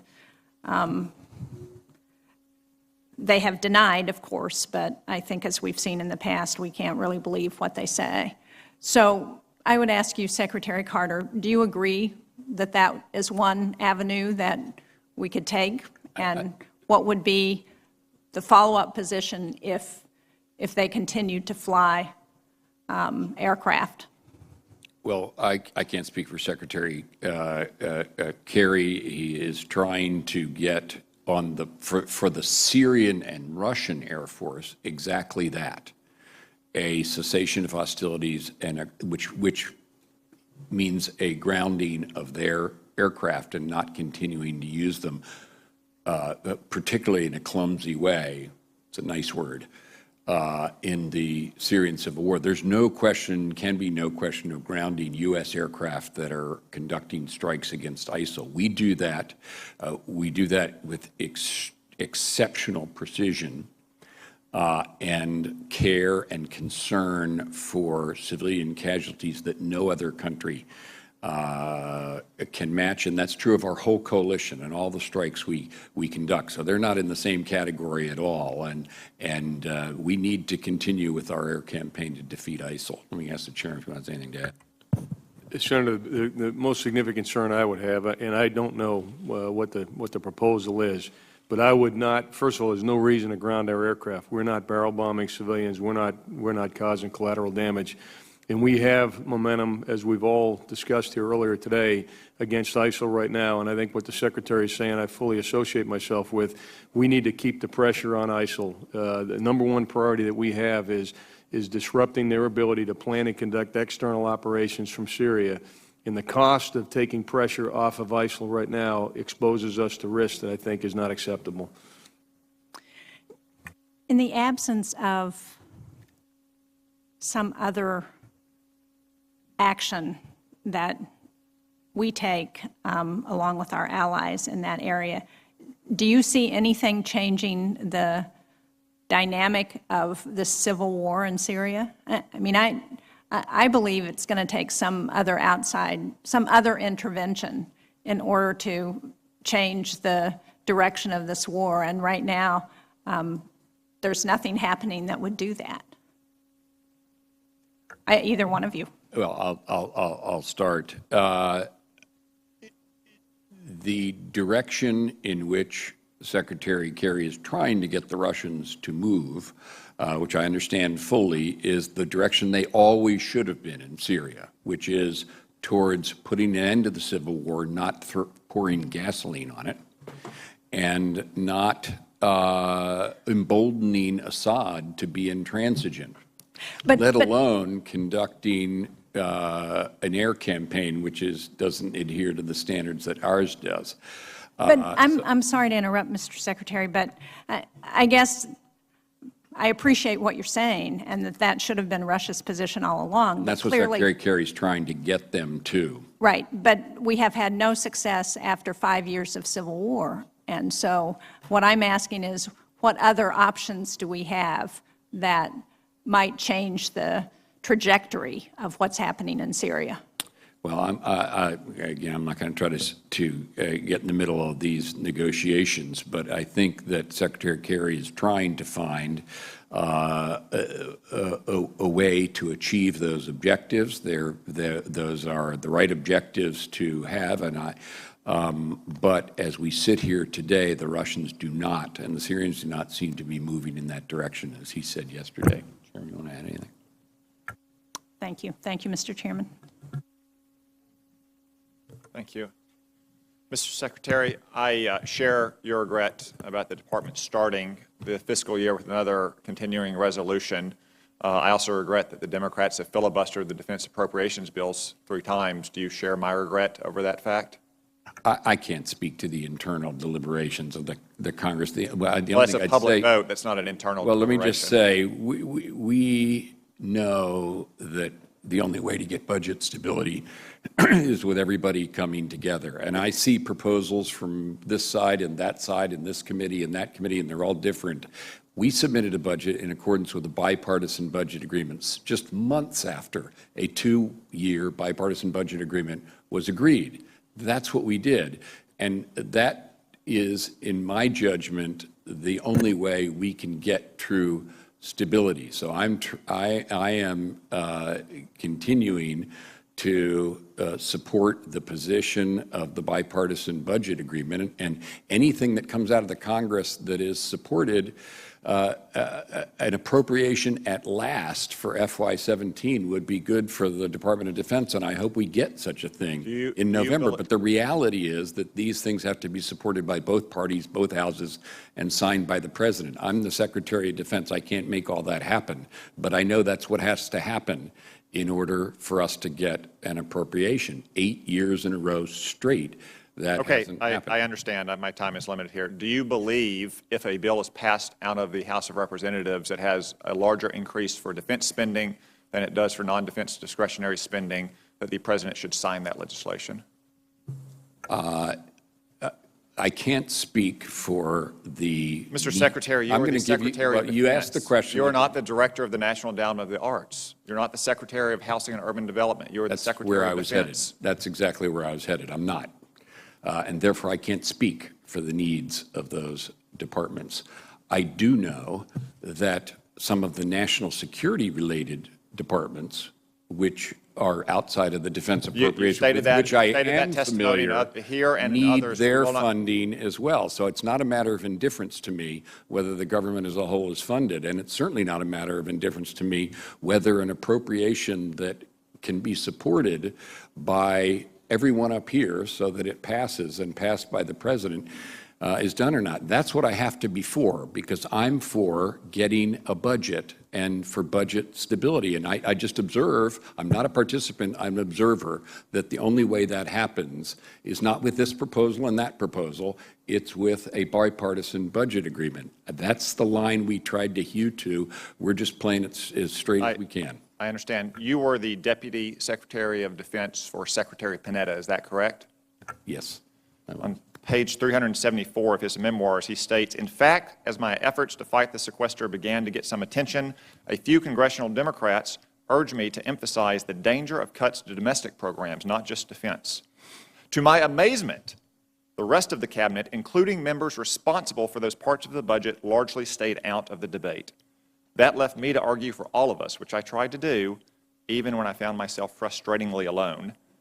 Have congressional Democrats urged you to advocate for increased domestic spending in addition to defense spending?" Well, first of all, I should say, few had the experience with bipartisan budget management than Secretary Panetta. I don't remember that passage of his memoirs, but that sounds like his voice. But I have not found myself in the same circumstance, except I am in the same circumstance he was, namely, and I guess that was 2013, facing the prospect of sequester.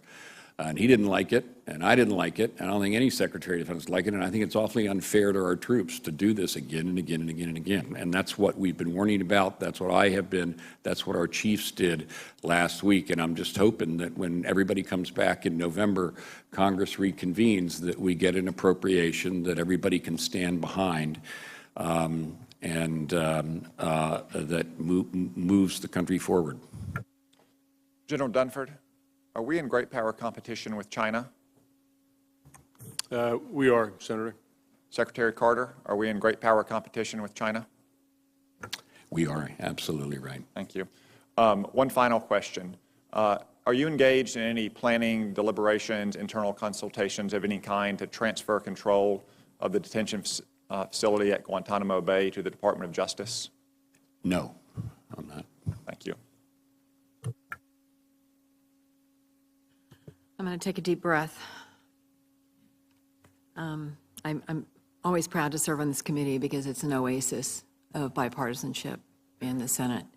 And I hope we keep our eye firmly on our ability to lead in a bipartisan way to get the funding for our military that we really need, including being honest about budgeting, not putting base budget items in OCO so that we can pretend that we're not spending money because OCO is off the budget books.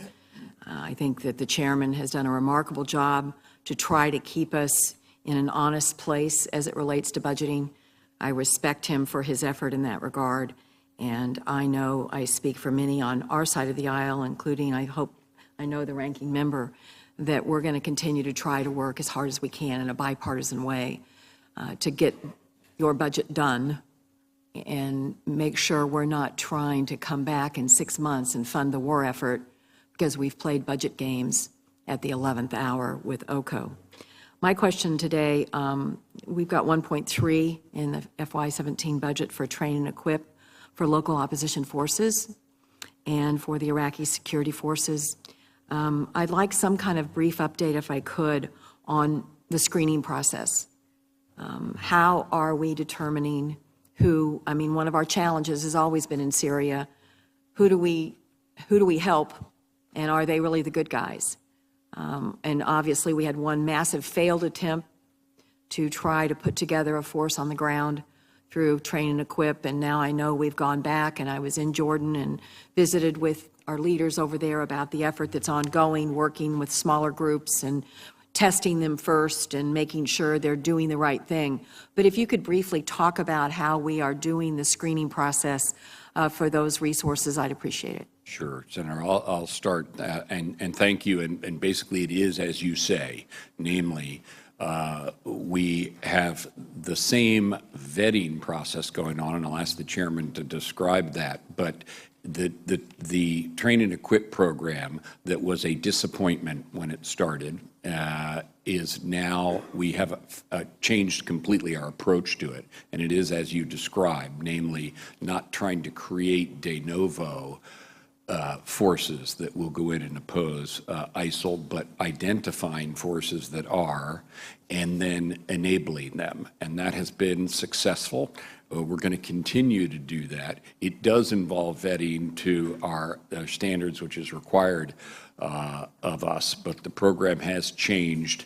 It needed to change. It did change and is now on a much more successful footing. I should also thank the committee in the spirit of what you said earlier about budgeting for their budgetary support in a timely way to our requests for that, and much appreciate that as well. And if I had asked the chairman also. Senator, just some of the mechanics. First, individuals who we are working with are vouched for by their tribal leadership. We do biometrics. We do a detailed interview process. We watch closely their behaviors. I would say our leaders over the last several years have been very, very good at literally separating wheat from the chaff as we go through the process of growing Syrian opposition, Syrian or, as the case may be, forces in Iraq, tribal forces in Iraq. So the vetting process, I think, is fairly sophisticated, and again, it's built on 15 years of lessons learned right now, a combination of the technology that we have available with biometrics, but also some intangibles that include, again, tribal leadership, behavior identification, those kinds of things. And I also wanted to to both of you. I appreciate your continued commitment in the area of sexual assault. I know we have put a lot on the military. I think we have counted up, literally, there are hundreds of changes we have made over the last few years to the Uniform Code of Military Justice.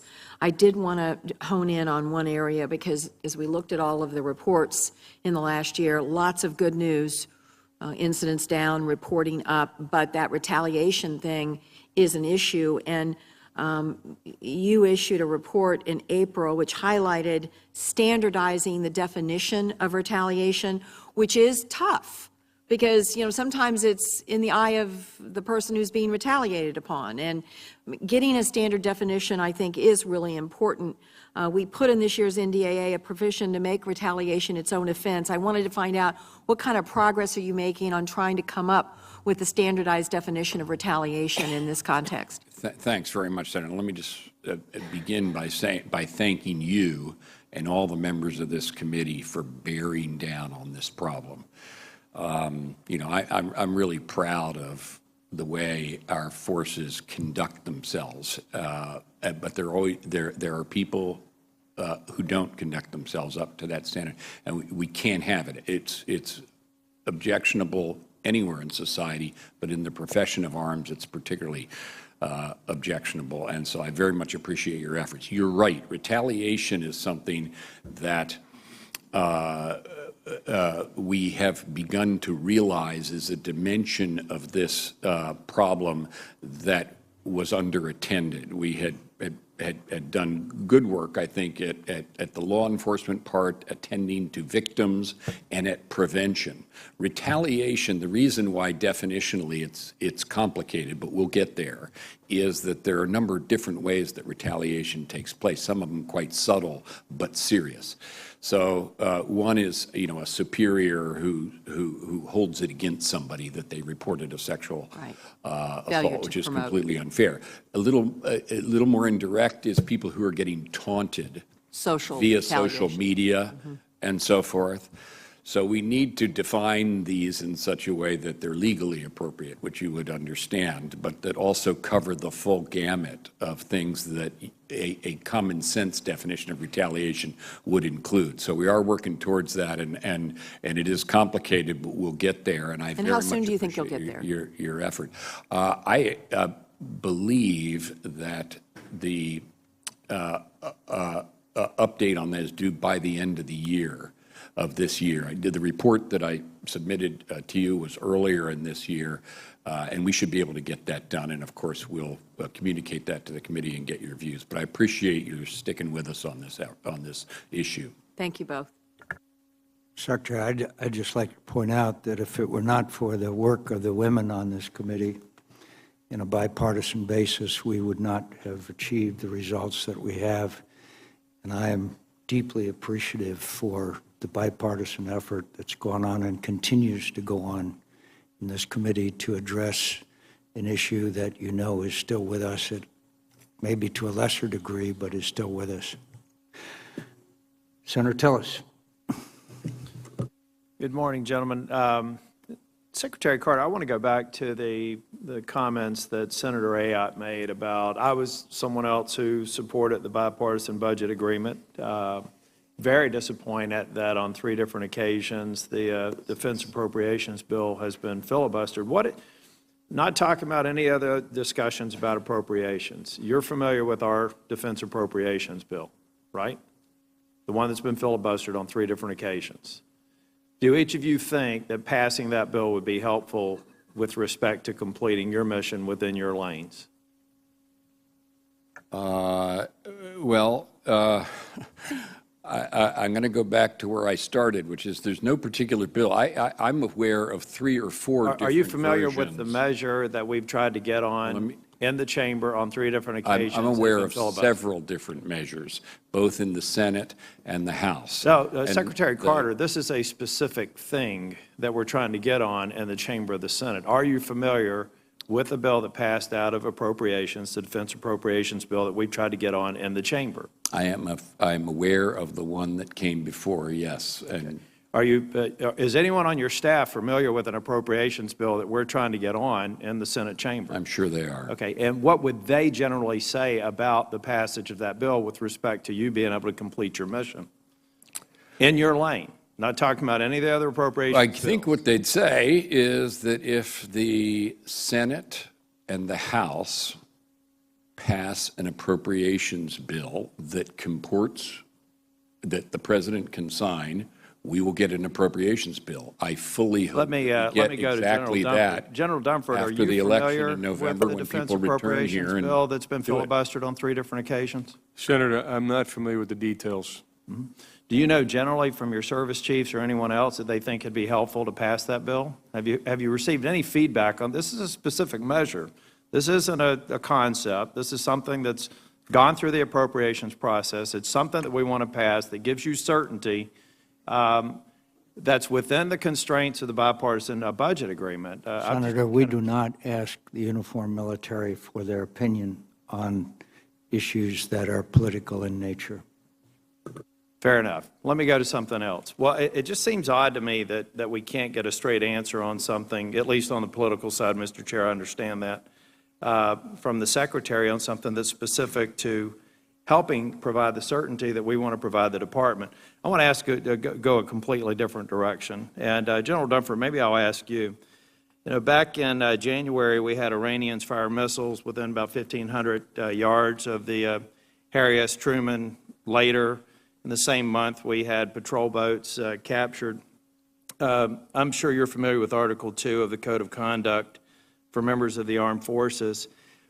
Do you think the commander who surrendered met the dictates of the Code of Conduct under Article 2, or were there other mitigating factors that prevented him from doing that? Senator, I believe that's being adjudicated right now in accordance with the UCMJ, so it wouldn't be appropriate for me to comment publicly. But the fact that it's going through the UCMJ, obviously, I think answers your question.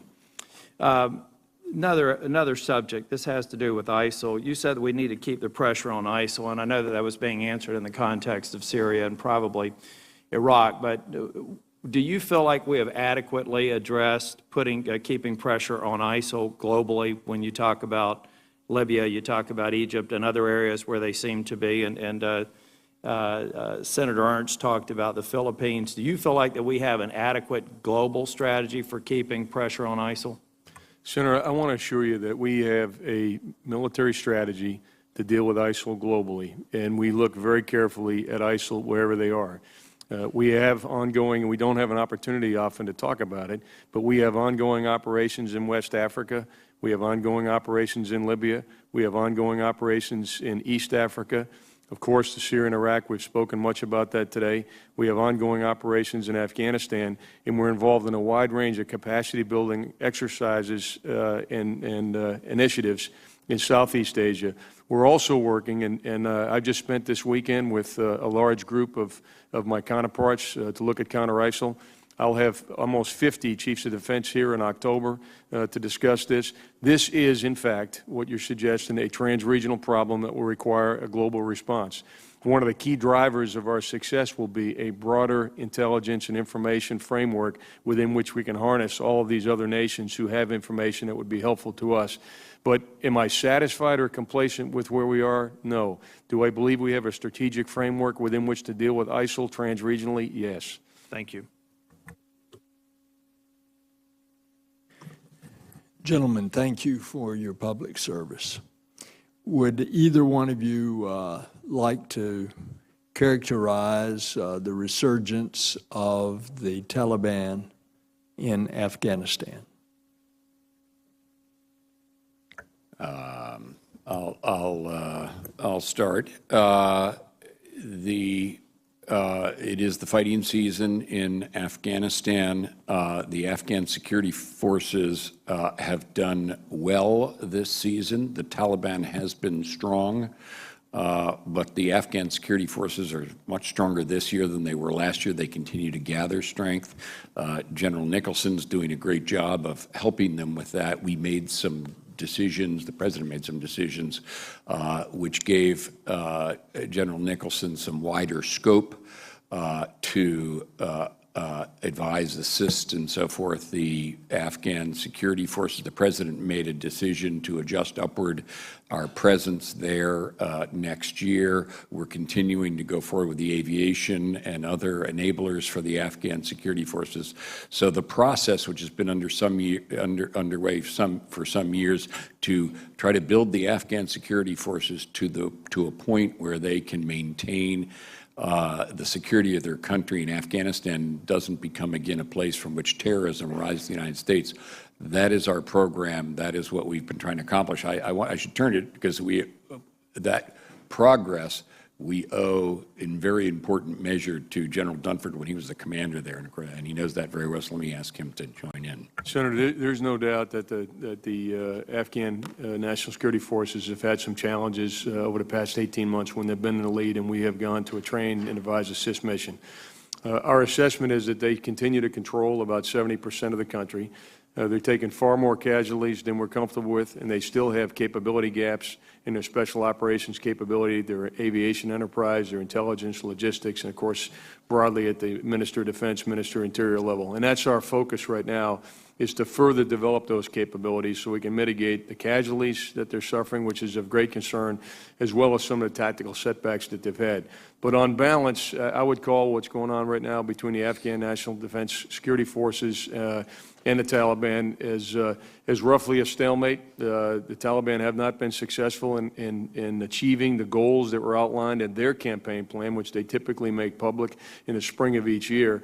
And on balance, the Afghan forces are holding. In my judgment, if we commit to continue to support the Afghan forces and continue to grow their capability, they will be able to provide security in Afghanistan. And as Secretary Carter said, as importantly, we'll be able to maintain an effective counterterrorism presence and platform in South Asia in conjunction with our Afghan partners.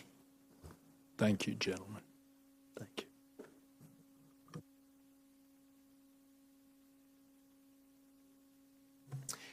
Thank you, Mr. Chairman. Thanks to both of you for all you do to keep us safe and to keep our country free. Your service and sacrifice are deeply appreciated. Late last week, there was a video that surfaced, a video that appeared to show the Free Syrian Army, personnel from the Free Syrian Army, threatening and insulting American service members and forcing them to leave the town of Al-Rai, where they had been providing assistance to the FSA. Analysts who have studied the video believe the incident occurred because the U.S. is also supporting Kurdish forces in Syria. Secretary Carter, first, have you seen this video, and can you confirm reports that it appears to have taken place in Al-Rai? I've not seen the video. I've read reports about it. Let me ask Chairman Dunford, who has followed that closely, to answer you. Senator, it took place in northern Syria. I'm familiar with it. I didn't watch the video. I have spoken to our commanders about it. What I can assure you is that the group that was taking some action against our forces, at least verbally, was a very small minority of the forces we're supporting, and that incident was policed up by our other partners. And we view that to be an isolated incident and not reflective of the relationship that our forces have with the vetted Syrian opposition forces. In fact, I think the progress along the northern border between Syria and Turkey is indicative of the relationship we have, which is very effective.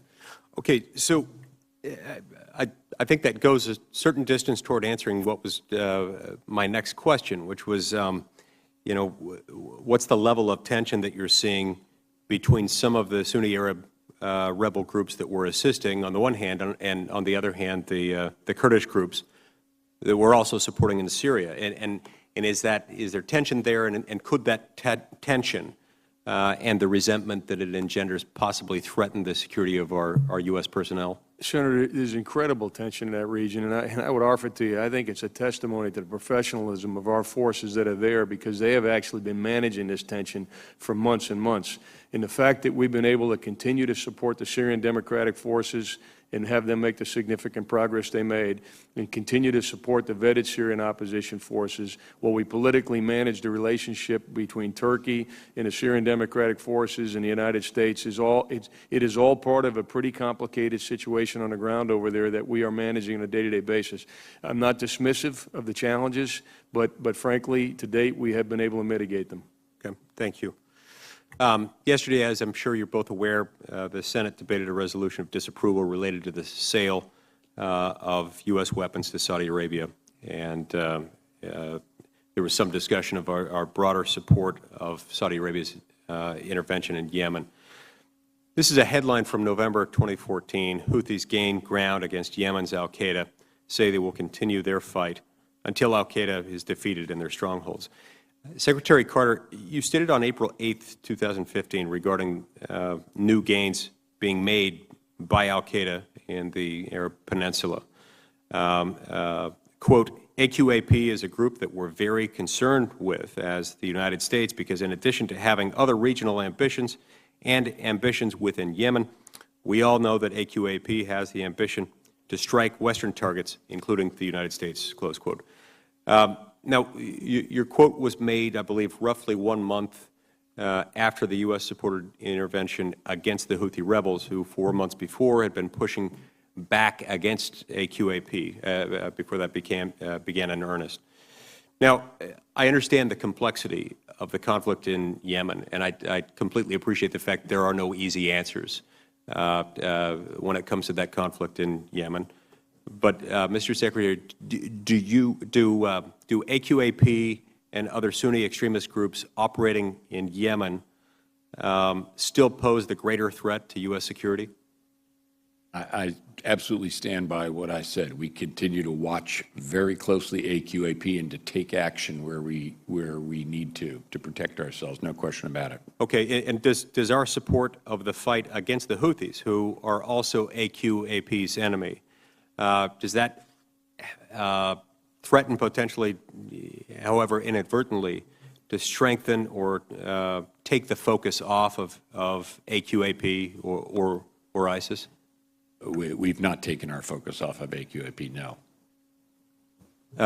General Dunford, you look like you wanted to add something. No, I fully agree with the Secretary in that we are singularly focused on AQAP, and we have the resources dedicated to AQAP that we think are appropriate. Okay. I see my time's expired. Thank you, Mr. Chairman. Mr. Secretary, are the Houthis sponsored by the Iranians? They are certainly assisted in some respects by the Iranians, Chairman, yes.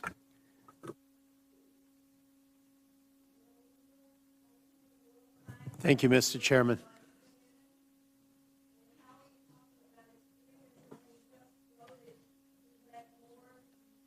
Mr. Chairman, would you like me to proceed? Thank you. Mr. Secretary General, I want to get your input on something I asked each of the service chiefs about last week.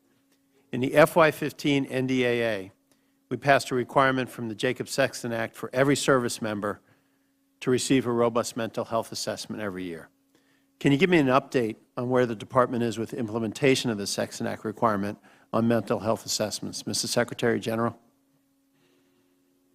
I'll need to get back to you specifically on that assessment. I would like to say something more generally about mental health and priority, if I may, Senator. I appreciate your interest in it. As it happens, it is Suicide Prevention Month this month, and I only mention that because we do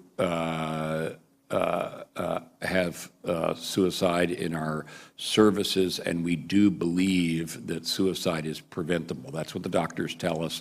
All the specialists tell us this is something that is preventable, and therefore it belongs in the family of things that we do to take care of our troops and ensure their welfare. We're spending more, and I can get you the numbers on that, but we have, over the last few years, increased several-fold our spending on mental health treatment specifically aimed at suicide, and trying to remove the stigma associated with seeking mental health care. and also emphasizing the need for other service members to watch out for one another, because one of the things we know is there's usually somebody who spotted the behavior that can lead to suicide, self-isolation, depression, odd things on social media, and so forth. So we're trying to tell everybody to watch out for their fellow service members. Chairman. Senator, I know each of the services has the tools. I don't know in application what the percentage is of the force that has received the evaluation yet, but we can certainly get that. That's largely a service chief responsibility, not something I pay attention to on a day-to-day basis, although, as you know, have been very involved in the mental health issues over the last several years. I do. And this was signed into law in December 2014. It's about 2 years now. So do you expect General Dunford to see this fully implemented in the next year? I do, Senator. I guess what I was alluding to is the percentage of the force that actually has it right now. Because no, I understand that, yeah. Right. So, and I know it takes time to ramp up. I was just wondering if you think 2017 is the year that this can get fully implemented. I think that's, based on my previous experience as a service chief, I think that's a realistic timeline. Okay. Mr. Secretary? I absolutely concur. We'll meet that timeline. To both of you, I wanted to talk a little bit about broader counterterrorism strategy. In 4 months, we're going to have a new commander-in-chief, and preventing the next attack on our homeland and addressing the persistent conflict and instability in the Middle East is going to be one of the most pressing and complex challenges. How would you advise this concern about our counterterrorism strategy? And, how would you inform that next commander-in-chief as to how to move forward at this time? Obviously, there's a number of areas, but looking forward, how would you talk to them about our counterterrorism strategy as we head into a new administration? I'll start and then turn it over to the chairman. We need to continue to press on all fronts. We can't let up.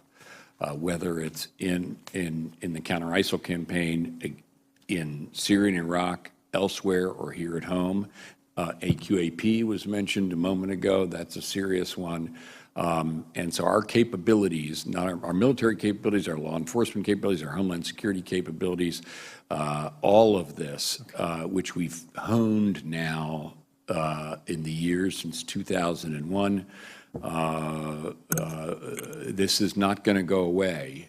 This phenomenon of, we'll defeat ISIL, but there will be terrorism in our country's future. And if I could ask you another part question. of the national security landscape. I apologize, I'm running out of time here. And you may have answered this earlier. I had to come in and go out. But Raqqa, when do you, and not obviously a single date, but how is this moving forward? Are we cutting off, I know closing Manbij has cut off a significant amount of the flow. Where do things stand in Raqqa? Are we moving forward on that? Do you see progress every day? And what are you looking at as a time when Raqqa is liberated? I do see progress. We're working in that part of Syria with the Syrian Democratic Forces. They're the group with which we worked in, as you indicated, successfully in Manbij, and they and others associated with them will be the force that envelops and collapses ISIL's control over Raqqa. At the same time, I emphasize, and the chairman already stressed this, we're working with the Turks. Also, the Turkish military, our good ally, very strongly. Also in the northwestern portion there, and obviously they have difficulties with one another, but in each case we support them against our common objective, which is counter ISIL. Mr. Chairman, if you give me just 15 seconds. On behalf of everyone in Indiana and the family and others too, when we go to Raqqa, we lost some young men and women there who were killed by ISIL, and we want to have them come home. We don't want to leave anyone behind, and we would ask for your cooperation and assistance.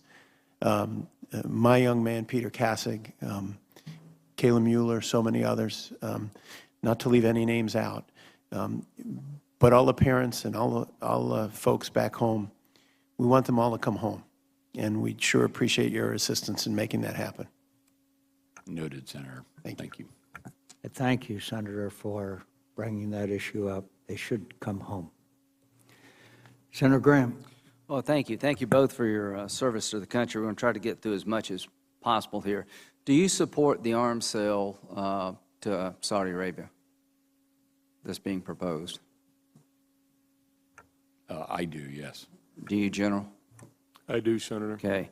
JASTA, are you concerned that we could be creating an environment where something like this bill could be used against our troops down the road? That is a law enforcement matter, but we are watching it closely for the very reason. Do you support the President's veto of this? Well, I'm concerned about, Okay, I'm concerned about exactly what you're talking about. Fair enough, and we'll talk. I'll write you a letter. We can do it more in detail, but I understand your concerns. Do you support arming the Syrian Kurds? I do support continuing to work with them, yes. No, I didn't say work with them, providing them arms. Yeah, well, we have provided them with some equipment already and providing them arms, yes. They are part of the Syrian Democratic Forces. Right. Now, we haven't taken any specific decisions about that yet. But they are... The answer is yes, you support arming the Kurds more in Syria. I support whatever is required to help them move in the direction of Raqqa. Which could be providing them more arms. What about you, General Dunford? Senator, it's important. I can't answer this yes or no, and it's important I say a couple of things about this. Number one, they're the most effective force that we have right now and the force that we need to go on Raqqa, and we do have sufficient forces to be able to secure and seize Raqqa. Yes, sir. I appreciate that.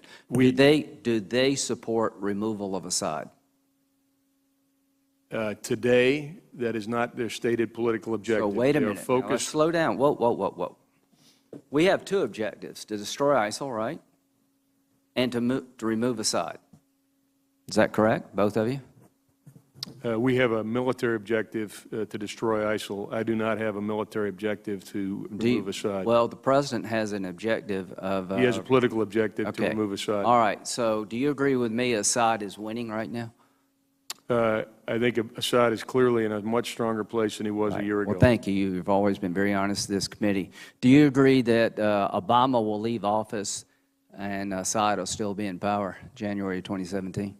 I don't see a path right now where Assad would not be in office. So let's talk about how you change the political equation. Do you agree with me that the only way Assad's ever going to leave if there's some military pressure on him that makes the threat militarily more real to him? I think that's a fair statement, Senator. Okay, so if the main fighting force inside of Syria is not signed up to take Assad out, where does that force come from? Senator, I can't identify that force, but I do want to distinguish between what you're suggesting with Assad and Raqqa. The reason why I support the SDF is my number one priority is to stop the planning and conducting of external operations. Totally. And moving forward against Raqqa with the SDF is the way to do that. So let's look at it this way. ISIL's Germany and Assad's Japan. We're focusing on Germany. So will this force, which is mainly Kurd, but not all, can they liberate Raqqa and hold it? This force is not intended to hold Raqqa, no. What is the plan to hold Raqqa? We currently have 14,000 Arabs that have been identified. And when is that the holding force? That may consist of part of the holding force. Do we have a plan to hold Raqqa? We have a plan. It is not resourced, Senator. All right. So I just want everybody to know where we're at in Syria. We're making gains against ISIL. The main force that we're using are Kurds who can't hold Raqqa. The Arabs have to. You're absolutely right about that. The Kurdish force, which is the main center of gravity inside of Syria, at this moment is not interested in putting military pressure on Assad. Other than that, we're in a good spot. Now, I'm not blaming y'all. You didn't create this problem. Years ago, most of you recommended we up the Free Syrian Army when it would have mattered. We are where we are. I just want to make sure that the country knows what's going on in Syria is going to be inherited by the next president. And if there's not a change in strategy to create a ground component that not only can hold Raqqa and put military pressure on Assad, this war never ends. Russia, did they bomb this convoy? UN convoy? Senator, that hasn't been concluded, but my judgment would be that they did. They're certainly Do responsible. you agree with me, Secretary Carter, and we've been friends for years, and I'm sorry it's so contentious. That's all right. You're a good man. What should we do about Russia, who was given notice about this convoy, if they in fact bombed a UN convoy delivering humanitarian aid? What should we do about that? Well, let me put it even a little more harshly, and the Chairman said this earlier, the Russians are responsible for this strike, whether they conducted it or not, because they have taken responsibility for the conduct of the Syrians by associating themselves with the Syrian regime. What they're supposed to do, and what Secretary Kerry has been indefatigably pursuing diplomatically, is to get a true cessation of hostilities and get Assad to move aside in a political transition. They're not doing their part. That is what Secretary Kerry is trying to achieve. Is that difficult? Absolutely. Does it look in the last few days like that's the direction it's headed? No, and he's said as much, but that's what he's trying to accomplish. Do you think the Russians are being helpful? My time is up. Have they been more? Do you think the Russians bombed this convoy? Most likely. I do, Senator. Last question. Is there a plan B in terms of, if diplomacy fails, a plan B for Syria that has a military component? Senator, we have regarding Assad. We have done and will continue to do a wide range of planning, and should the President change the policy objectives, we'll be prepared to support those. Senator Fisher. Thank you, Mr. Chairman, and thank you, gentlemen, for your service. It is appreciated by all of us. Secretary Carter, you stated that the United States will not ignore attempts to interfere with our democratic processes, which I believe is in reference to the recent cyber attacks on political parties, candidates, and election systems. By that, do you mean that costs will be imposed on those responsible for these attacks? Sadly, the reference is a very broad one. I made it in Europe and was speaking to that audience very broadly to include the issue you stated, but which is a concern they all have and we have at NATO. The broader category is called hybrid warfare. It ranges from little green men to people interfering in democratic process. That's a concern that I was discussing with allies when I was over there. And it's part of the way NATO is going to have to adapt to the world as it really is. And yes, we're going to have to defend ourselves against. So costs would be imposed for cyber attacks. That is like any other attack. Do you think that, with regards to cyber, that this should be done in a public way so that the penalties are clearly visible to other potential attackers in the future? Well, I certainly think that we need to defend ourselves and then take action against perpetrators when we identify them, and that is in an appropriate way. I simply mean that because the perpetrators of cyber attacks range from, and cyber intrusions range from nation states to cutouts to hackers to criminal gangs, and it's quite a variety. And it's why our highest priority in cyber, and including in our cyber command, is defense of our own networks. Right. It has been widely reported that Russian hackers are responsible for the penetration that we've seen at the Democratic National Committee, those computer systems. When we look at leaks of the DNC emails and documents, I guess the questions continue to persist regarding the strength of that connection between the hackers and Russian officials, and it is generally accepted that the affiliation exists. If this is true, that there is this connection out there, what is clear is that it's, to me, another very public instance and this time using cyber, where Russia continues their aggression towards this country and towards our interests. And when we have an adversary who so brazenly strikes at the heart of our democratic process, I think that indicates how low they believe the cost of that behavior is going to be. So in other words, I think we've possibly lost the deterrence factor when it comes to cyber attacks. Would you agree with that? We can't lose deterrence effect ever. And with respect to Russia,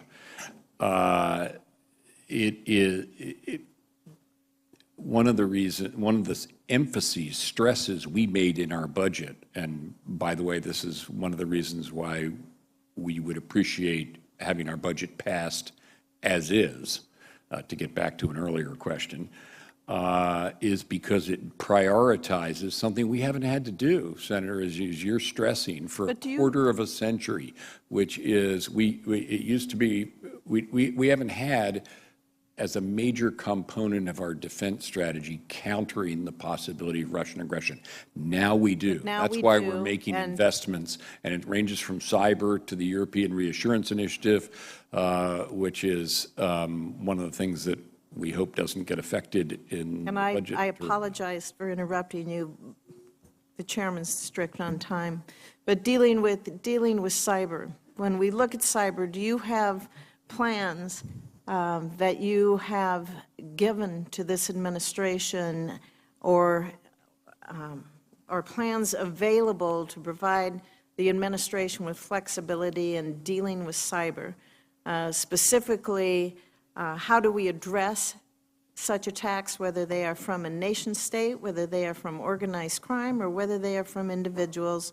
Are there plans out there on how these attacks are going to be addressed, whether through deterrence or actual actions?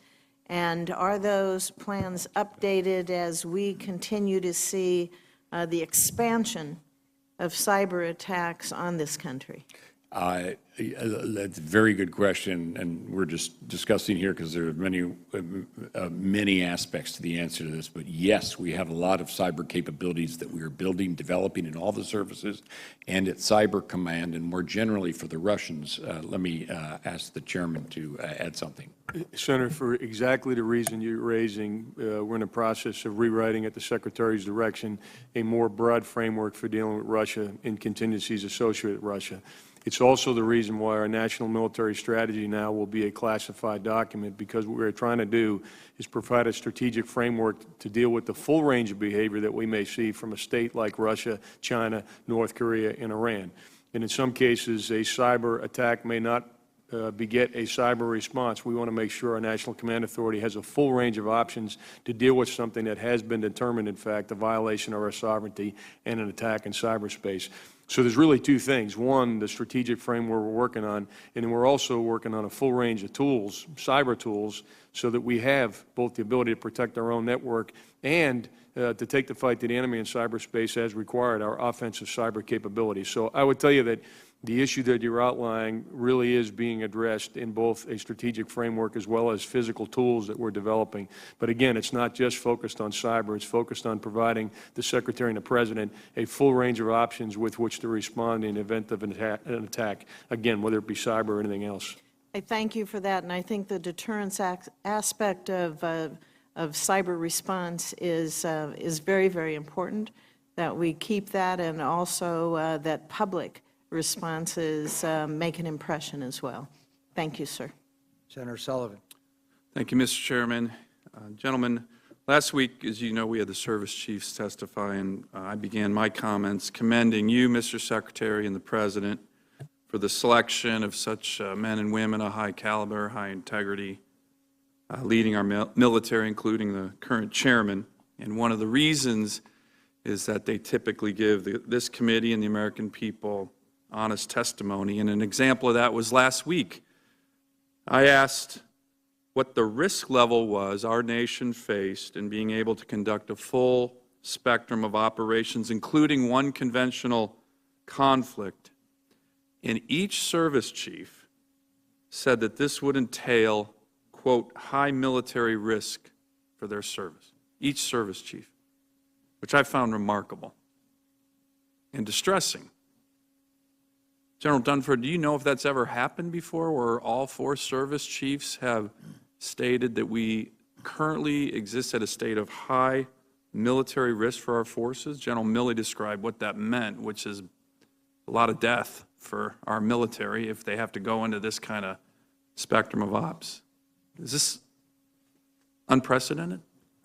Senator, I don't know if it's unprecedented, but over the last several years, I think all of the chiefs, to include me when I was a commandant, and the chiefs before I assumed that responsibility, have been articulating the risk associated with the readiness challenges that we've had, really now that date back as far as 2005. So do you agree then, I assume, with the assessment of each service chief that we face high military risk in terms of a spectrum of ops that includes? Senator, I don't agree that we have. I agree that each of the services has high risk, and they've articulated.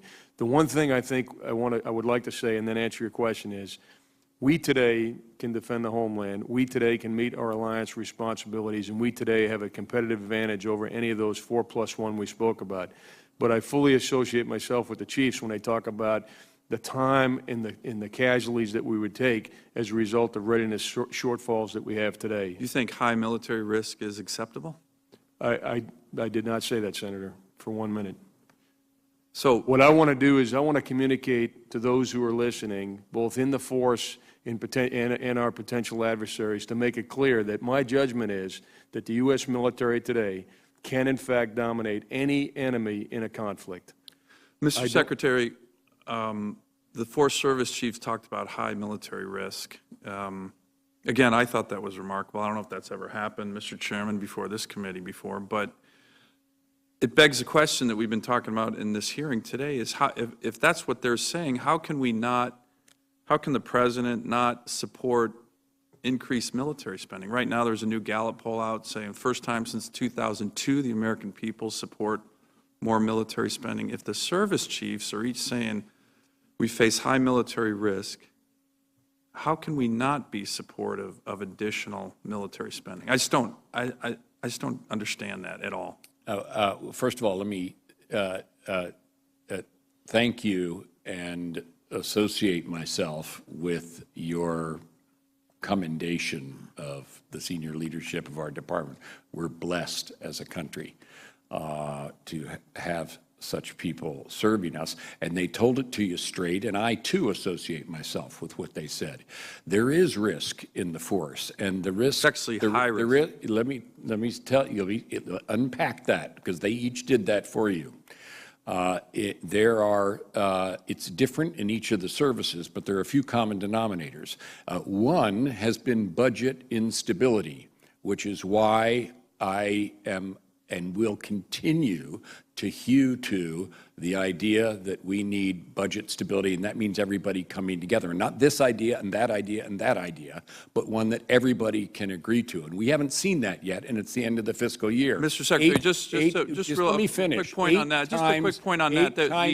8 times in a row. So that's going to have an effect. You've had the minority leader of the United States Senate filibuster the defense appropriations bills, not 3 times, as my colleagues have said, 6 times in the last year and a half. So we're trying to make that happen, and thank you. We are all trying to make that happen. Thanks. Let me go on. There's another thing that's of substantive importance other than the budget instability of the last few years, and that is the services. And I think you mentioned General Milley. He in particular, and I want to associate myself with this, is trying to move to full spectrum, exactly the words you used, from an Army that we dedicated almost wholly in terms of force structure to the coin fights that we had to conduct in Iraq and Syria. So the Army's been resourcing them heavily. Now he is trying to get his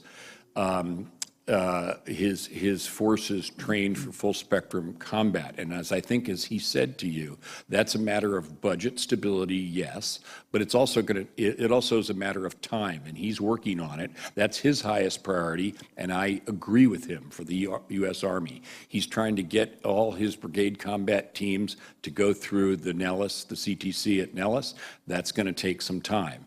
If we go to the Marine Corps, and I know General Neller spoke to you about that, their highest readiness priority, which I also want to foot stomp, as I'm sure he did, is in their aviation.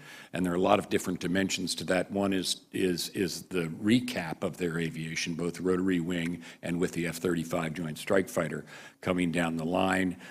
With the Navy, it's mostly a matter of ship maintenance, depot maintenance, and Admiral Richardson's working on that. In the Air Force, for General Goldfein, the Air Force continues to have readiness challenges which are associated partly with budget instability, but mostly with the high op tempo of the Air Force. We're working the United States Air Force really hard in that air campaign over in Iraq and Syria. It's essential, it's important, but it means that air wings are constantly rotated in and out, and when they come back, they have to go back in for readiness training. So in the budget we submitted for FY17, and we said this, readiness and resourcing the readiness plans of each of the services was our highest priority. So there's no question about it. There's risk there. It has accumulated over the years. We need stability and we need priority in order to work through it. We need stability from you. We'll give it priority, and I totally support the chiefs and what they told you last week. Senator Cruz, in just a second, Mr. Secretary, the impression that was given by the service chiefs was it comes down to readiness, training, spare parts, all the things that go when you have budget cutbacks. We've seen the movie before. So although, as you pointed out, each individual's service has some specific needs, it all comes back to funding for operational readiness and training, which is always the first to go. And that's obviously when we have U.S. pilots flying less hours per month than Chinese or Russian pilots, there's something fundamentally wrong, and I know you agree with that. Senator Cruz. Thank you, Mr. Chairman. Secretary Carter, General Dunford, thank you for being here today. Thank you for your testimony on the critical national security threats facing our country. The last 7 years, we've had an administration that has in many ways neutered itself and ignored one transgression after another from our enemies. And as a result, our adversaries are continuing to increase their belligerence. Iran has received no meaningful repercussions for illegally seizing American sailors and endeavoring to humiliate them, and has since increased their aggressive tactics and harassment of U.S. Navy vessels operating in the Arabian Gulf. For months, Russia has been ramping up the pressure on our military, previously flying within 30 feet of a U.S. Navy warship, and most recently flying within 10 feet of a U.S. Navy surveillance aircraft. And instead of treating these as escalatory acts from an adversary, Secretary Kerry rewarded Russia by agreeing to share intelligence in Syria. These examples don't even touch on Iranian and North Korean efforts to develop their ICBM programs, nor the expansion of ISIS beyond the Middle East. Sadly, this week's terror attacks in New York, Minnesota, and New Jersey once again demonstrated that radical Islamic terrorism continues to threaten our safety. By any reasonable estimate, we can conclude that our national security interests are at serious risk. And I want to thank both of you for your service during such a pivotal and dangerous time in our nation's history, and for your leadership of our men and women in uniform. I want to ask you, starting with Iran, what is and what should be our response to escalating Iranian belligerence and threats? Well, first of all, thank you very much, Senator, for that. And you hit them all. The 5 parts of our military strategy that are reflected in what we're trying to get in our budget, namely counter-ISIL, Iran, North Korea, Russia, and China. All of those present very different but serious challenges that have a serious military dimension. to them. With respect to Iran, notwithstanding the nuclear deal, which was good in the sense that it removed, if implemented faithfully, which it is being so far, removed nuclear weapons from our concerns about Iran, it did nothing to alleviate other concerns we have. Their malign influence, their support for terrorism, malign influence in the region. And this is why, to give you one answer to your question, I'll ask the chairman to pitch in, why we have a strong, ready presence in the Gulf gets back to our readiness discussion. It's not just about ISIL. We have a big op-tempo to defeat ISIL. We're going to do that. It takes a lot of force structure, but also readiness consumed doing that, consumed in a good thing because we're defeating ISIL. But we are also standing strong in the Gulf. That means defending our friends and allies there, defending our interests, and countering Iranian malign influence. So it is an enduring commitment of ours. Let me ask the chairman to join in. Senator, I think from a military perspective, there's three things that we need to do. Number one is we need to make sure that the inventory of the joint force can deal with Iranian challenges that do range from ballistic missile defense to the malign influence that you spoke about earlier. Number two, we need to make sure in our day-to-day operations we make it clear that we're going to sail, fly, and operate wherever international law allows us to, and we'll continue to do that. Number three, as the Secretary said, we need to have a robust presence in the region that makes it very clear that we have the capability to deter and respond to Iranian aggression. Those would be the three elements that we need to have from a military perspective to give our President whatever options he may need to have. General, in your judgment, was flying $1.7 billion in unmarked cash to give to the Iranian government incentivizing positive behavior from Iran? Senator, I'm not trying to be evasive, but I don't know the details of that arrangement, and it really was a political decision that was made to provide that money, and I don't think it's appropriate that I comment on that. Well, let me ask it this way. I spoke yesterday to Pastor Saeed Abedini, who was one of the American hostages held in Iran. And Pastor Saeed described how, when he was preparing to fly out, that his captors told him they were going to wait until the plane load of cash landed. And if the plane load of cash didn't land, he wasn't flying out. And when $400 million touched down in cash, they allowed him to fly out. Now, under any ordinary use of language, that would seem to be payment of a ransom. Does it concern you if the United States is now in the business of paying ransom to terrorist governments for releasing Americans, the incentive that we face for future terrorists and future terrorist governments to attempt to kidnap and hold for ransom Americans? Senator, let me just jump in here for the chairman. We weren't involved in this. This was the settlement of a legal case, and that's longstanding. I don't know all the details of it, and the chairman and I were not involved in that. It is a decision that was taken by the law enforcement and the diplomatic community. Mr. Secretary, I appreciate that, but I would like an answer from General Dunford to the military question, whether in his professional military judgment it concerns him the precedent of paying ransom for Americans to terrorist governments. Senator, without commenting on whether or not that was ransom, again, because I don't know the details, our policy in the past is that we don't pay ransom for hostages, and I think that's held us in good stead in the past. But again, I don't know the arrangements that were made in this particular case, and I can't make a judgment as to whether or not that's what we did. All I've done is read the open source reporting on that. Thank you. Give General Sullivan a chance to ask one more question. Indeed.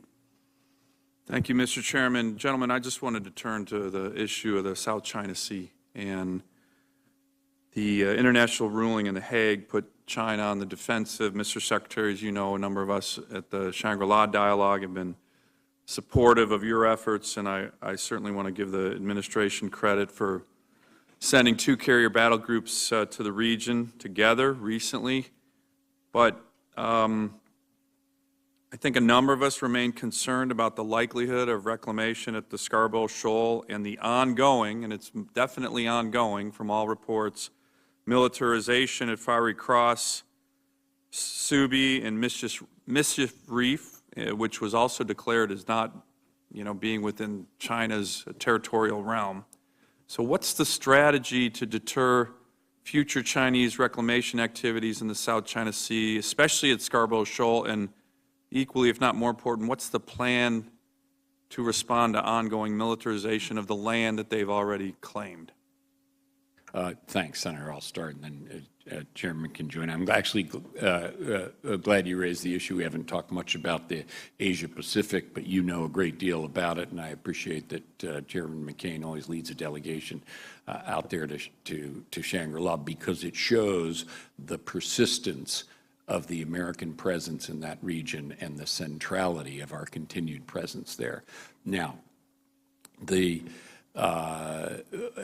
what we have stood for there now for many, many years and continue to stand for, and the reason why so many countries are associated themselves with us, and increasingly so, is we stand for principle. And one of those principles is the rule of law. So the decision did come down, and our position, we didn't take a position in the disputes themselves. We do support the decision of the court. China's rejection of that is having the effect, you asked, well, sort of what's the reaction to all this? The effect of causing countries there to express their concern by wanting to do more with us. And we like building the security network there. We're not trying to do that against China, but if China chooses to exclude itself in this way, this is the development that occurs. So we're working more with each and every country there. We find them increasingly coming to us, and we are continuing to operate there as we always have and always will. And last, I guess I should say, in terms of investments, in addition to putting a lot of our force structure there, which you're very familiar with, and I'm grateful that your state hosts some of that, including some of our most modern stuff. We're making a number of qualitative investments in, and that's one of the things that's reflected in our budget, and one reason why we hope that in addition to funding our budget, nobody shuffles around in our budget new stuff that is oriented toward the high end for old force structure, and we've seen a tendency towards that. So we're reacting in a number of ways in terms of our own activities and investments, but the most important thing that's going on is in the region itself. Let me ask the chairman to add. Senator, I think a response to the challenge you identified clearly is going to require diplomatic action, economic action, and military action. So I'll talk to the military piece of this, which right now is actually, I don't think, the most prominent piece in dealing with the challenge of China. But I think from my perspective, we need to do a couple of things. Number one, militarily, we need to recognize the implications of the militarization of the South China Sea, and our plans need to be adjusted accordingly. Number two, we need to continue to fly, sail, and operate wherever international law allows, and make it very clear that we're doing that on a routine basis.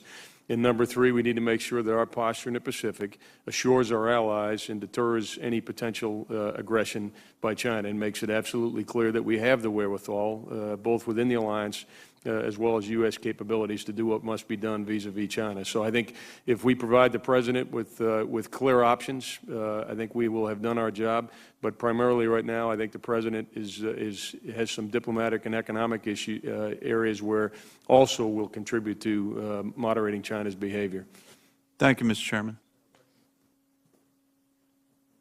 Thank you, Mr. Chairman. And let me say that I hold both of these witnesses in high regard. I appreciate their distinguished career of service. I do have a statement for Secretary Carter, followed by a question. Mr. Secretary, in his farewell speech to the UN General Assembly on Tuesday, President Obama stated, "There is no ultimate military victory to be won in Syria." As a member of this committee for many years, I find this assertion to be astounding. Our chairman and I, along with other members of this committee, have made repeated admonitions over the years that decisive action needs to be taken against President Assad. In August 2012, the President delivered his now infamous red line statement, in which he said, "We have been very clear to the Assad regime that a red line for us is we start seeing a whole bunch of chemical weapons moving around or being utilized. That would change my calculus. That would change my equation." Now, Mr. Secretary, a year later, disregarding the counsel of your predecessor, Secretary Hagel, the President canceled airstrikes against Assad, who had unleashed sarin gas on his own people outside of Damascus and continued his gruesome use of barrel bombs on civilians. This dramatic demonstration of weakness by the President left a vacuum in the region that was quickly seized by President Putin. We are now faced with an enduring quagmire. Sadly, President Obama's stunning remark that there is no ultimate military victory belies the reality of the Obama foreign policy that has ignored and belittled the advice of our leaders in the Department of Defense. To add insult to injury, the President issued a memo yesterday ordering you and General Dunford to consider climate change during our military planning process. Last weekend, we dealt with multiple terrorist attacks on our shores. Last night, we heard that ISIL may have launched a chemical attack on our troops. It boggles the mind that the President would issue such an order during this critical time in our history. 400,000 civilian deaths in Syria. I wonder what the carbon footprint of these barrel bombs would have been that we could have prevented had we acted decisively. Mr. Secretary, I have the highest regard for you as an individual, as I've already stated, and I thank you for your service. I just wish you had been given the appropriate authority by the President to turn this administration's misguided policy around. Now, I was here when this hearing began at 9:30. You've all been very patient with your answers, and I know you've discussed this already, Mr. Secretary, but at this point, toward the end of this hearing, is there anything else you'd like to add in response to what I've said? It seems the President is more resolved now than ever to forget his 2012 promises. What's your recommendation as to the future of the Assad regime? What about the President's? What about your statement during confirmation that, as the President has said, Assad has lost his legitimacy and cannot be a part of the long-term future of Syria? Is that statement still operative? I think it is. And I'll just give a general answer to your general question. You're right, it was discussed earlier. And even though we are going to be, I'm confident, militarily successful against ISIL, insofar as the Syrian civil war is concerned, the violence can't end there until there's a political transition from Assad to a government that is decent and that can govern the Syrian people and put that tragically broken country back together. That doesn't look in sight now. It is what we talked earlier about Secretary Kerry's trying to make arrangements to promote. But that's necessary for the resolution of what is, as you say, a very tragic situation. Let me see if the Chairman wants to add anything. Well, let me just ask this, if you don't mind, Secretary Carter. It would help if the barrel bombing ended. And I spoke to a Democratic colleague of mine today. I've been calling for a no-fly zone to stop the barrel bombing, and I asked this colleague of mine on the other side of the aisle if he would support that, and he said yes. He said, I want to call it something else rather than a no-fly zone, but that this particular senator, it is a fact that this particular senator has now changed his position and would like us to take action to prevent the barrel bombing. What is your position about that, and wouldn't it help if we took decisive action and ended this carnage? I don't know the specific proposal which you're discussing with your colleague. Make one comment and then see if the Chairman wants to add anything. I think he was talking about a no-fly zone. but okay. described in more palatable terms. There are a number of different proposals have been made, but the one that I think focus on right now is the one Secretary Kerry's trying to promote, namely a no-fly zone for the Russians and the Syrians who are attacking the Syrian people. If they're talking about a no-fly zone for American aircraft fighting ISIL, needless to say, that's not going to get any enthusiasm, get strong opposition from me. But I think that's what it's. But it's not called that. But Secretary Kerry's trying to get a stand down of the Syrian and Russian Air Force, and if he's successful, that would be a good thing. You ask the chairman if he has anything to add. Senator, the only thing I'd say is, as the situation on the ground changes, I think I have a responsibility, we, the Joint Force, has a responsibility to make sure the President has a full range of options. We have discussed that issue in the past under certain conditions. The conditions on the ground will change, and we'll continue to look at those options and make sure they're available to the President. What about the option of controlling the airspace so that barrel bombs cannot be dropped? All the options. What do you think of that option, sir? Right now, Senator, for us to control all of the airspace in Syria would require us to go to war against Syria and Russia. That's a pretty fundamental decision that certainly I'm not going to make.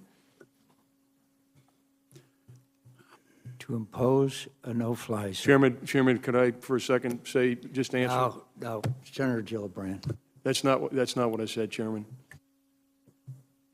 Go ahead. Well, yeah, I do think what Senator asked me was to control all of the airspace. No, what he asked was, should we have a no-fly zone so we can protect these people from being slaughtered? That's what he's talking about. I answered that first. That's what we're all talking about. So that would not require going to war full scale, would it? Not necessarily, Senator. I'm sorry, but I tried to answer the first question first, and then I was responding to the second part of your question. But I did not mean to say that imposing a no-fly zone would require us to go to war. That's not the question I was answering. Thank you. Thank you, Mr. Chairman. Thank you, Mr. Chairman. Thank you both for testifying today. I want to continue some of the issues that Senator Fisher brought up about cyber. In the past year, we've learned, obviously, about a number of cyber attacks, whether it was against the DNC or against NSA or the Office of Personnel Management. And these attacks have demonstrated the integrated nature of our networks and how targeting one system can have a broader effect. Whether it's critical infrastructure, private companies, or political party networks, we need to have a much more integrated response to these attacks. How can we create an integrated framework for response to hacks and cyber attacks, and what is DoD's role, and are the processes and authorities now in place for DoD to respond in a systemic way rather than ad hoc to each attack? I'll start, and you used the phrase, Senator, and thank you, that I would use as well, which is an integrated approach, because you don't necessarily know at the beginning who the perpetrator is, and there's this whole spectrum of possible and actual perpetrators ranging from criminals and kids right up through nation states. And you're right, it is the Defense Department shares this responsibility with law enforcement and Homeland Security and intelligence, but we aim to play a big role, a very big supporting role. Our first job is the defense of our own networks. That's our highest priority within the DoD cyber system, because we depend so abjectly upon those systems for the performance of our military overall. All our soldiers, sailors, airmen, Marines, ships, planes, and tanks, and so on, they're networked together. In order to function as excellently as they do, those networks need to be secure. That's our first job. We also do develop cyber offense. We've acknowledged that in the last year. And I really appreciate the work you're doing on innovation. I think the Defense Innovation Unit experimental that you started in Silicon Valley and now have expanded to both Boston and Austin is really exciting. And I actually would invite you to look at New York for your next site, because we have so many venture capital, high tech developing there. It's becoming sort of this new Silicon Valley. I appreciate that, and I appreciate the committee's support for DIUX. It's one of many things we're trying to do to continue to connect our Defense Department to the most innovative parts of American society, get good people to want to join us or our defense companies, good scientists and engineers, and let them feel the meaning of contributing to national defense. And we got to work extra hard at that simply because generationally, a lot of young people haven't served. They may be cyber experts. They haven't served. They've never worked with or for our department before, and so we're really working hard to draw them in. I just opened up the DIUX branch in Austin, and there'll be more, and I appreciate And I'd be grateful if there's any further authorities or resources you need to continue to develop the strongest cyber force we possibly can, if you could give that to me so I can put it in the next NDAA, because I think this effort you're doing needs thoughtful and continual investment of thinking and resources. So to the extent you need further, we'll give you more. I should say it's strongly represented in our FY17 budget because we gave it a lot of priority. And the reason why it was possible to give it priority is not just because of its importance, but because it's not just a matter of money. It's, as you indicate, it's a matter of good people. Right. They're the hard thing to find in cyber, and we need them. And lastly, I just want to continue on Senator McCaskill's line of questioning. We've been really looking at this issue of retaliation very hard. We've made it a crime for several years. But the 62% of retaliation being reported over and over again is very challenging. And those being reported, their view is that it's from above them in the chain of command more often than not. So that's just what we're working with. And it's a perception, not necessarily a defined, enumerated crime. I fully understand that. But have you done any prosecutions of retaliation this year? Have you actually taken any cases to court-martial yet? I can't answer that question. I believe the answer to that is yes, and I'll get back to you on that, Senator. But can I just thank you for, I think you, among others on this committee, were the ones who really tuned us in to retaliation as another dimension of the sexual assault problem we needed to combat. We are trying to, you're right, sometimes it's higher up, but sometimes it is laterally also. Yeah, and all of those reasons, whether it's lateral or higher up, is one of the reasons why survivors don't report. It's one of their enumerated reasons. They feel it will end their career.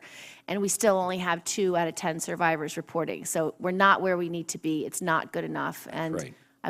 I'm grateful for your continued efforts. Thank you, likewise. Thank you. Thank you, Mr. Chairman. I can assure the senator from New York, as long as I'm chairman of this committee, we will not take away the responsibility of the commanding officer, the chain of command, as hard as she may try to remove that. Senator King, did you have anything else? Just one quick question to follow up on this line of questioning about cyber. Gentlemen, do you believe that we should separate, or I'm sorry, that Cyber Command should be elevated to a independent combatant command? Senator, that's not a decision we've taken yet, but I think that's going to be a natural evolution for us, and is going to be part of the natural evolution of our cyber force and giving this new priority. So we are looking at the various managerial aspects of cyber. Chairman and I discuss that frequently. We discuss it with our colleagues around Washington and the intelligence community, with which we share a lot of it, of responsibility. I mean, ultimately, something that involves combatant commanders will be a presidential decision, but this committee will have a big role in that as well. So we look forward to working with you as we make that evolution. But we're thinking about it, absolutely. I just hope the evolution takes a little less time than the evolution of human beings. I think it will. Mr. Secretary, it's been a long morning for you and General Dunford, but I would just like to ask one additional question. This news of this chemical, what appears to be a chemical weapon yesterday, can you tell us what you know about that and what any conclusions you may have reached on that? Absolutely, we can. Go ahead, Chairman. Chairman, we assess it to be a sulfur mustard blister agent. We don't assess that ISIL has a very rudimentary capability to deliver that.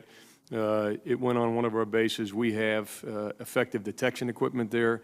We have effective protection equipment. We can also decontaminate. But and we also are tracking a number of targets. One we struck last week, which is a pharmaceutical plant, which is part of the chemical warfare network that ISIL has. And so we have been tracking this. We've had a number of strikes, I think 30 over the past year, against emerging chemical capability. And in this latest strike, again, we assessed was sulfur mustard. None of our folks were injured by this particular incident, and it wasn't a particularly effective, but it was a concerning development. It is concerning because we have known that they had some kind of chemical weapons facility there in Raqqa, and as you say, we have struck it, but it is concerning particularly on those people who don't have the protective equipment as well. I thank you. I thank the witnesses. I know it's been a long morning, and I appreciate their being here, and we will look forward to perhaps in a lame duck session trying to get them the authorization that they require in order to carry out their responsibilities. And I am not proud of the fact that the Congress of the United States has not carried out ours. I thank the witnesses. This hearing is adjourned.